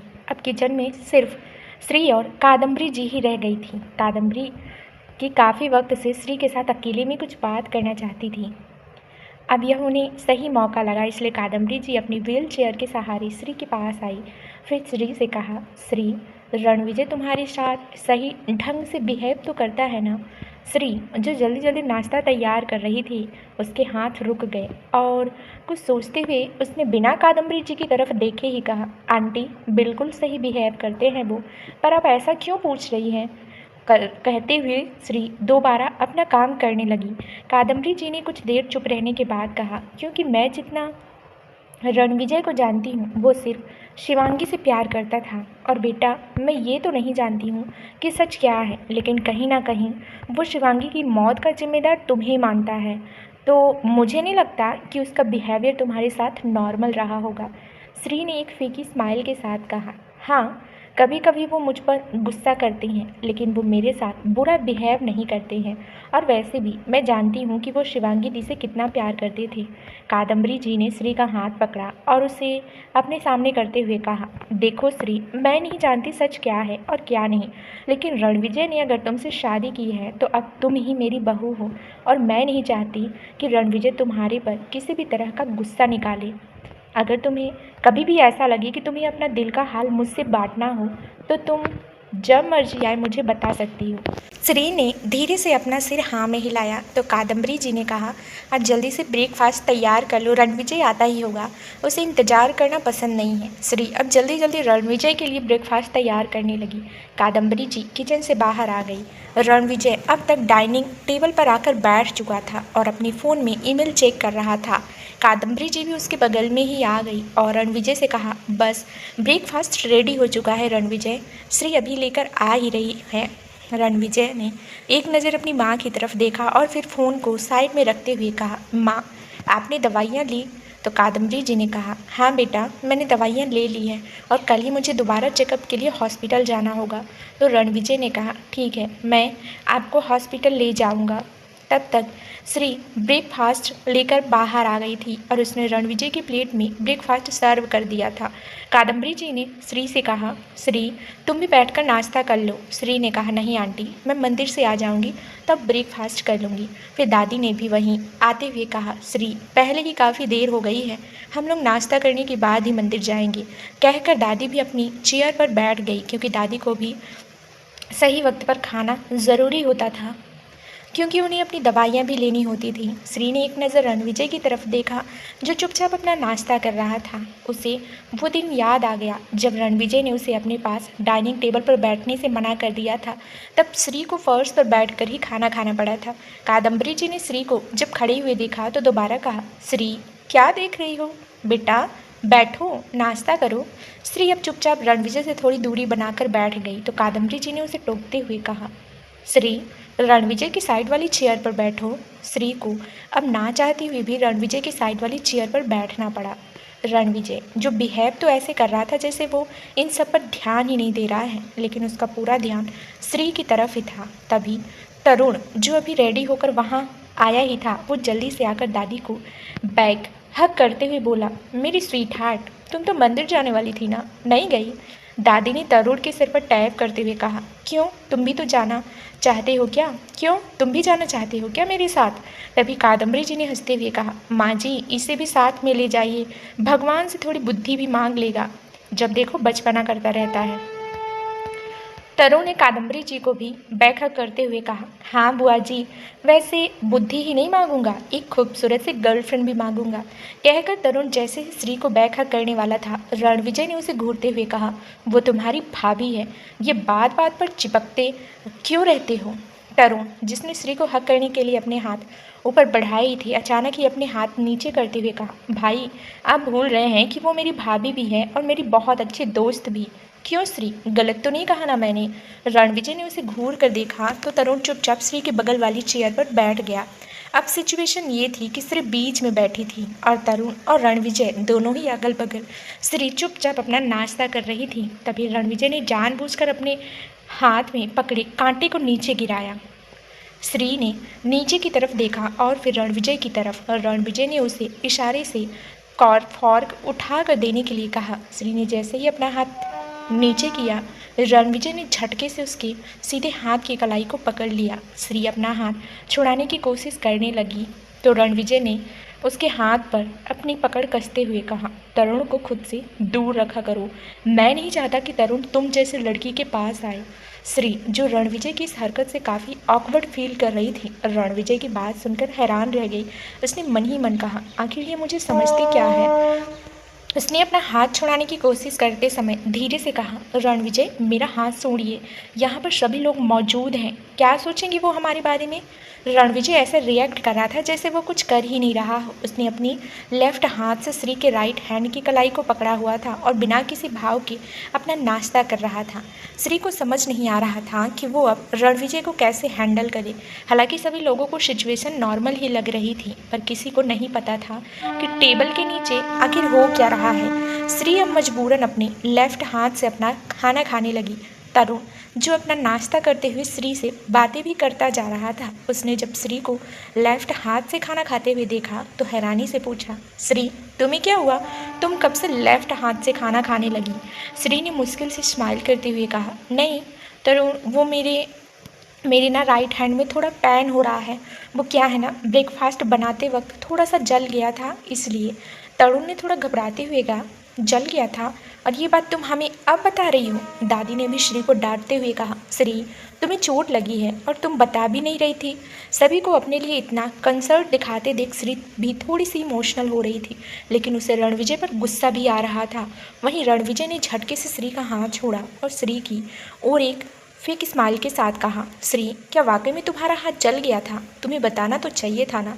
कहते हुए रणविजय के फेस पर एक छोटी सी ना दिखने वाली डेविल स्माइल आ गई, जिसे श्री अच्छे से पहचानती थी। श्री ने रणविजय को घूर कर देखा और फिर दादी की तरफ देखकर एक फेक स्माइल के साथ कहा, नहीं दादी, इतना भी नहीं जला था कि मैं आप सबको बताती। मैंने दवा लगा ली है, शाम तक ठीक हो जाएगा। कहकर श्री अब राइट हैंड से खाना खाने लगी। सभी लोगों को लगा कि शायद श्री सही कह रही है, इसलिए अब सभी लोग चुपचाप अपना नाश्ता करने लगे। रणविजय ने खड़े होते हुए कहा, मेरा ब्रेकफास्ट हो गया है। श्री, अगले 2 मिनट में बाहर आओ, तुम्हें मेरे साथ ऑफिस जाना है। तरुण कुछ कहने ही वाला था, पर रणविजय ने उसे कुछ कहने का मौका ही नहीं दिया और वहाँ से बाहर निकल गया। श्री ने दादी की तरफ देखा तो दादी ने कहा, कोई बात नहीं, तुम ऑफिस चली जाओ, हम मंदिर कल सुबह जल्दी चले जाएंगे, वैसे भी आज तुम काफ़ी लेट हो गई हो। श्री ने धीरे से अपना सिर हाँ में हिलाया। तरुण ने रणविजय को जाते हुए देखा और फिर श्री से कहा, श्री, हमें तो उस लड़की के बारे में पता लगाना था ना। श्री ने बेबसी से रणविजय को जाते हुए देखा और फिर तरुण से कहा, तरुण, मैं अगर इनके साथ आज ऑफिस नहीं गई तो ये बहुत गुस्सा होंगे, वैसे भी मैं कल भी उनके साथ ऑफिस नहीं गई थी। तुम एक काम करो ना, ये काम अकेले कर लो और जैसे ही तुम्हें पता चले मुझे बता देना। तरुण ने कुछ सोचते हुए कहा, ठीक है, वैसे भी मुझे यहाँ की मेड और सर्वेंट्स से ही तो पूछना है, तो वो मैं खुद ही कर लूँगा और जैसे ही मुझे उसके बारे में पता चलता है मैं तुम्हें इन्फॉर्म कर दूँगा। श्री ने धीरे से अपना सिर हाँ में हिलाया और अपनी चेयर से खड़ी हो गई। श्री ने जल्दी से अपना ज़रूरी सामान लिया और लगभग भागते हुए मेन एड्रेस से बाहर निकल गई। श्री लगभग भागते हुए बाहर आई। रणविजय गाड़ी में बैठा हुआ स्टीयरिंग व्हील पर अपनी उंगलियों से टैप करते हुए कुछ सोच रहा था। इस वक्त रणविजय ने ब्लैक गॉगल्स लगाए हुए थे और ब्लैक कलर का ही सूट पहना हुआ था। कहना गलत नहीं होगा कि रणविजय वाकई में बहुत ही ज़्यादा हैंडसम था। रणविजय को देखकर जाने कितनी ही लड़कियों का दिल धड़कता था, लेकिन रणविजय का दिल जिसे देख कर धड़कता था वो सिर्फ शिवांगी थी, जो अब इस दुनिया में नहीं थी। श्री जल्दी से भागते हुए आई और फ्रंट साइड का डोर ओपन कर अंदर बैठ गई। रणविजय ने अपना सिर टेढ़ा करके श्री को देखा और फिर अपनी गाड़ी स्टार्ट करते हुए कहा, चल क्या रहा है तुम्हारे और तरुण के बीच में। श्री, जो अपनी सीट बेल्ट लगा रही थी, उसने रणविजय की तरफ देखा और वापस सीधे बैठते हुए कहा, कुछ भी तो नहीं, आप ऐसा क्यों पूछ रहे हैं। रणविजय ने गाड़ी ड्राइव करते हुए ही सामने की तरफ देखते हुए पूछा, मुझे क्या तुम बेवकूफ़ समझती हो। सही सही बताओ कि तुम दोनों के बीच में शिमला में दोस्ती ही थी या फिर उससे आगे भी कुछ था। श्री ने थोड़ी नाराज़गी से कहा, आप हर बार ऐसे ही क्यों सोचते हैं रणविजय। लड़के और लड़की के बीच में सिर्फ दोस्ती भी हो सकती है। रणविजय ने एक एवल स्माइल के साथ कहा। रणविजय ने एक डेविल स्माइल के साथ श्री को देखा और गियर चेंज करते हुए कहा, अगर लड़की खूबसूरत हो और लड़का अमीर तो बात दोस्ती से आगे बढ़ ही जाती है। श्री रणविजय के टोंट को अच्छे से समझ रही थी, लेकिन वो अब रणविजय की बात का कोई जवाब नहीं देना चाहती थी, क्योंकि वो जानती थी वो जितना रणविजय के सवालों का जवाब देगी, रणविजय उतना ही ज़्यादा उसे इंसल्ट फील कराने की कोशिश करेगा। कुछ ही देर में उनकी गाड़ी चौहान अंपायर के सामने खड़ी थी। रणविजय ने अपनी साइड का डोर ओपन करते हुए कहा, मेरा लैपटॉप बैग लेकर आओ। वो बाहर निकल गया तो श्री भी जल्दी से गाड़ी से बाहर आई और बैक साइड रखा हुआ रणविजय के बैग को उठाया और भागते हुए रणविजय के पीछे जाने लगी। रणविजय पार्किंग में ही बनी अपनी प्राइवेट लिफ्ट में घुस गया। श्री भी जल्दी से रणविजय के साथ ही लिफ्ट में चली गई। रणविजय ने टॉप फ्लोर का बटन प्रेस किया। इसी के साथ लिफ्ट का डोर बंद हो गया। रणविजय अपने दोनों पॉकेट में हाथ डाले सामने की तरफ देख रहा था। वहीं श्री अपने दोनों हाथों में रणविजय की बैग को पकड़े हुए अपना सिर झुकाए खड़ी थी। उसके दिमाग में तो बस यही चल रहा था कि किसी तरह से तरुण को उस लड़की के बारे में पता चल जाए। तभी एक तेज़ झटका सा लगा और लिफ्ट बंद हो गई। श्री, जो अपनी ही ख्यालों में गुम थी, उसने अपना सिर उठाकर अपने आसपास देखा। लिफ्ट की लाइट भी धीमे धीमे ब्लिंक कर रही थी। ये देखकर श्री घबराहट के मारे बोली, ये लिफ्ट को क्या हुआ, ये बंद क्यों हो गई है। रणविजय, जो बिना किसी भाव के खड़ा हुआ, अपने एक हाथ में फ़ोन और दूसरा हाथ अपनी पॉकेट में डाले हुए फ़ोन को स्क्रॉल कर रहा था, उसने बिना श्री की तरफ देखते हुए कहा, इसमें इतना डरने वाली क्या बात है, कोई टेक्निकल प्रॉब्लम हुई होगी, अभी ठीक हो जाएगी, इसलिए अपना ये ड्रामा करना बंद करो। कहीं ना कहीं रणविजय भी ये जानता था कि श्री को क्लस्ट्रोफोबिया है, वो बंद जगह में नहीं रह पाती है, क्योंकि ये बात उसे शिवांगी ने ही बताई थी। लेकिन वो जानबूझकर अनजान बन रहा था। उसे श्री की तकलीफ से कोई लेना देना नहीं था, इसलिए वो आराम से ऐसे ही रिलैक्स पोजीशन में खड़ा हुआ था। बस श्री की हालत अब धीरे धीरे ख़राब हो रही थी। उसे लग रहा था जैसे उसे सांस नहीं आ रही है। वो लिफ्ट की बंद डोर पर हाथ मारते हुए चिल्लाई, प्लीज़ इसे खोलो, मुझे सांस नहीं आ रही। कहते हुए श्री हाँफ रही थी। उसकी पूरी बॉडी पसीने से भीगने लगी। रणविजय ने नज़र उठाकर श्री की तरफ देखा और उसकी बाँह पकड़कर अपने सामने करते हुए कहा ना, टेक्निकल प्रॉब्लम है, अभी ठीक हो जाएगी, चुपचाप सीधी खड़ी रहो। श्री ने रणविजय के हाथ को पकड़ लिया और कहा, मुझे सच में सांस नहीं आ रही है, प्लीज़ इसे खुलवाओ जल्दी, मुझे यहाँ से बाहर जाना है। श्री धीरे धीरे पैनिक हो रही थी। उससे तो बोला भी मुश्किल से ही जा रहा था। रणविजय ने उसे अजीब नज़रों से ऊपर से नीचे तरफ देखा, पर इससे पहले कि वो श्री से कुछ कह पाता, श्री का चेहरा डर और घबराहट से सफ़ेद पड़ने लगा था। रणविजय कुछ बोलने ही वाला था, तभी श्री एकदम से बेहोश होकर रणविजय की बाहों में ही झूल गई। रणविजय श्री की हालत देखकर कुछ पल के लिए ही घबरा जरूर गया था। उसने श्री के गालों को थपथपाते हुए कहा, हे क्या हुआ तुम्हें, उठो। पर श्री पूरी तरह से बेहोश हो गई थी। रणविजय को समझ नहीं आया कि वो इस वक्त करे तो क्या करे। तभी उसने जल्दी से अपने फ़ोन में एक नंबर डायल किया और सामने वाले को कुछ इंस्ट्रक्शन देकर वापस फ़ोन को अपनी पॉकेट में रख लिया और घुटनों के बल नीचे बैठकर श्री को होश में लाने की कोशिश करने लगा। पर श्री थी कि होश में आ ही नहीं रही थी। लिफ्ट को खुलने में 5 मिनट का वक्त लग गया था, क्योंकि वहीं के स्टाफ ने टेक्नीशियन की मदद से लिफ्ट खुलवाई थी। रणविजय ने स्त्री को जल्दी से गोद में उठाया और लिफ्ट से बाहर आते हुए कहा, डॉक्टर को बुलाओ जल्दी। इतना कहते हुए वो जल्दी से अपने कैबिन की तरफ बढ़ गया। रणविजय के असिस्टेंट ने जल्दी से डॉक्टर को कॉल लगाया और उसे जल्द से जल्द चौहान अंपायर आने के लिए कहा। रणविजय स्त्री को गोद में उठाए ही अपने कैबिन में आया और उसे कैबिन में ही रखे सोफे पर लेटा दिया। डेस्क पर रखे पानी के ग्लास से पानी की कुछ बूंदें उसने श्री के चेहरे पर डाली, पर श्री को इसमें भी होश नहीं आया। कुछ देर में डॉक्टर वहां आ गया। उसने श्री का चेकअप किया और फिर रणविजय से कहा, देखिए घबराने वाली कोई बात नहीं है। अक्सर इस तरह के पेशेंट को ऐसी प्रॉब्लम हो जाती है। ये पैनिक होने की वजह से बेहोश हो गई हैं। डॉक्टर अपना ट्रीटमेंट करके वहाँ से जा चुके थे। रणविजय ने एक नज़र बेहोश पड़ी हुई श्री की तरफ देखा और जाकर अपनी रोलिंग चेयर पर बैठ गया, पर अभी भी उसकी नज़रें श्री के चेहरे पर ही टिकी हुई थी। वो एकटक श्री को ही देखे जा रहा था और तब तक उसने अपनी नज़रें श्री पर से नहीं हटाई जब तक कि श्री को होश नहीं आ गया। श्री ने धीरे धीरे अपनी आंखें खोली और अपने सिर को पकड़कर उठकर बैठी। तभी उसे याद आया कि किस तरह से लिफ्ट बीच में ही अटक गई थी। ये सोचकर ही श्री ने घबरा कर अपने आसपास देखा। जब उसे महसूस हुआ कि वो अब लिफ्ट में नहीं है, उसने एक चैन की सांस ली। सामने ही बैठा रणविजय, जो अभी भी श्री को ही देख रहा था, श्री को होश में आते देख उसकी आंखों में कुछ पल के लिए एक चमक आई, पर जल्दी ही चली भी गई। फिर उसने अपनी चेयर से खड़े होते हुए कहा, अब अगर होश में आ गई हो तो काम पर लग जाओ। श्री को बड़ी हैरानी हुई कि रणविजय इतना पत्थर दिल कैसे हो सकता है। क्या रणविजय ने देखा नहीं था कि अभी उसकी क्या हालत थी? उसके बावजूद रणविजय ऐसी बात कर रहा है। उसने तो उससे उसका हाल भी नहीं पूछा। श्री ने खड़े होते हुए कहा, वो मेरी तबीयत कुछ ठीक नहीं लग रही है, तो क्या मैं घर जाऊं? रणविजय अब तक श्री के पास आ गया था। उसने श्री को ऊपर से नीचे तक देखा और फिर अपनी दोनों पॉकेट में हाथ डाले हल्का सा श्री की तरफ झुकते हुए कहा, क्यों, क्या हुआ है तुम्हें? मर तो नहीं गई थी ना? सही सलामत तो खड़ी हो सामने। इस बार श्री ने थोड़े गुस्से से कहा, क्या आपको दिख नहीं रहा कि अभी मेरी क्या हालत हुई थी और आप ऐसी बातें कर रहे हैं? क्या आप मुझे इंसान नहीं समझते हैं? रणविजय ने तिरछी स्माइल के साथ कहा, हाँ नहीं समझता, क्योंकि तुम इंसान नहीं हो। मेरे लिए तुम सिर्फ एक चीज़ हो जो सिर्फ मेरे काम आ सकती है। कहते हुए रणविजय ने एक अजीब से एक्सप्रेशन के साथ श्री को देखा, जिसे महसूस कर श्री नफरत से अपनी नज़रें दूसरी तरफ फेर ली।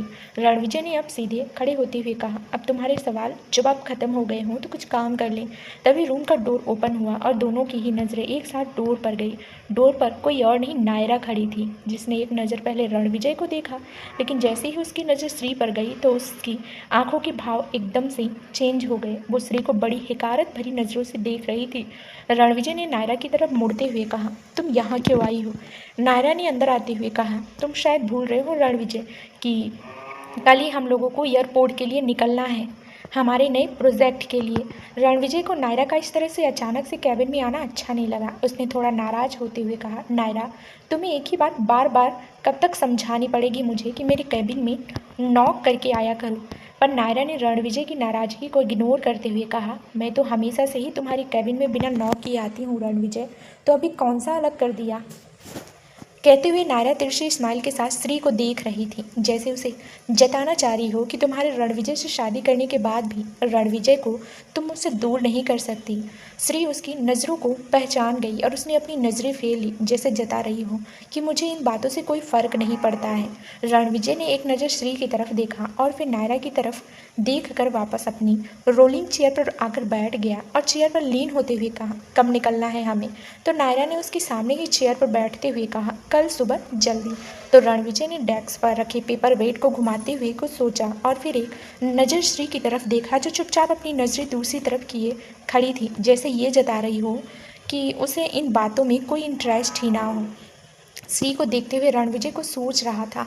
अब क्या सोच रहा था ये तो उसके फेस के एक्सप्रेशन से भी कोई नहीं बता सकता था, लेकिन कुछ तो चल रहा था उसके दिमाग में। उसने फिर नायरा की तरफ देखते हुए कहा, ठीक है, कल सुबह मैं और श्री वक्त पर एयरपोर्ट पहुंच जाएंगे। ये सुनते ही नायरा और श्री दोनों ने ही चौंकते हुए कहा, रणविजय की तरफ देखा। श्री कुछ कहते उससे पहले ही नायरा ने थोड़ा भड़कते हुए कहा, इसे ले जाने की क्या ज़रूरत है जब हम वहाँ बिजनेस के सिलसिले में जा रहे हैं।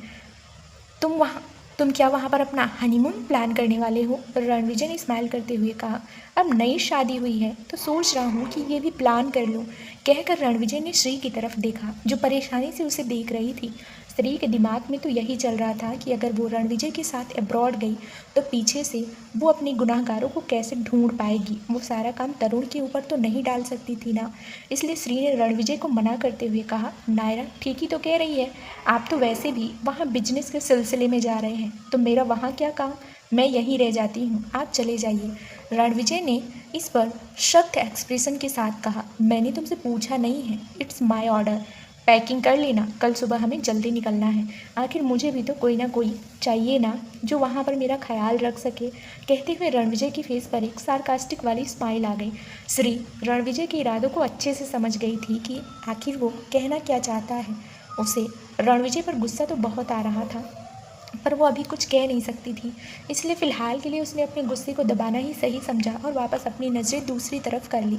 वहीं नायरा ने भी रणविजय की स्माइल छुप ना सकी और वो इतनी भी नादान नहीं थी कि वो रणविजय की बात का मतलब ना समझ सके। और ये समझते ही नायरा के तो तन बदन में जैसे आग ही लग गई। उसने गुस्से से श्री की तरफ देखा और फिर रणविजय की तरफ देखते हुए कहा, ठीक है, मैं वक्त पर एयरपोर्ट पहुंच जाऊंगी। कहकर नायरा खड़ी हुई और जैसे ही डोर की तरफ बढ़ने लगी उसने सिर घुमाकर एक नज़र श्री की तरफ देखा। उसकी नज़रों में दुनिया जहां की नफरत आ रही थी। गुस्से में उसने अपनी मुट्ठियां कसते हुए मन ही मन कहा, वहाँ तुम श्री को तो साथ में लिए जाओगी रणविजय, लेकिन वक्त सबसे ज़्यादा तुम मेरे साथ ही स्पेंड करोगे। इसे तो मैं तुम्हारे आसपास भी भटकने नहीं दूंगी।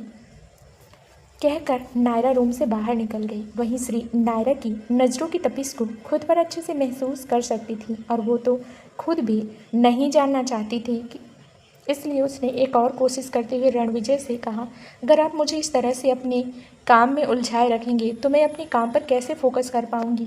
रणविजय ने अपनी भौहें चढ़ाते हुए कहा, तुम्हारा कोई भी काम मुझसे ज़्यादा इम्पॉर्टेंट नहीं होना चाहिए। श्री जो अब तक अपने गुस्से को कंट्रोल कर रही थी वो रणविजय की तरफ आई और उसके डेस्क पर अपना हाथ मारते हुए बोली, मेरे लिए खुद को बेगुनाह साबित करना इम्पॉर्टेंट है रणविजय, और आपने मुझे कहा था कि 1 महीने तक आप मुझ पर किसी भी तरह का दबाव नहीं बनाएंगे, लेकिन आप तो जानबूझकर जैसे मेरे काम में अड़चनें डाल रहे हैं। रणविजय ने मुस्कुराते हुए कहा, श्री मैंने तुम्हें कब कहा था कि मैं 1 महीने तक तुम्हें प्रेशराइज नहीं करूँगा। तुम अपने दिमाग में कुछ भी सोच लेती हो, ये तो सही नहीं है ना। रणविजय जिस तरह से श्री का मजाक उड़ा रहा था, श्री को तो ऐसा लग रहा था कि वो 4 बातें रणविजय को सुनाकर यहाँ से चली जाए, लेकिन वो जानती थी कि अगर रणविजय का गुस्सा भड़क गया तो वो उसे और भी ज़्यादा नुकसान पहुंचाएगा। इसलिए फ़िलहाल के लिए उसने चुप रहना ही सही समझा।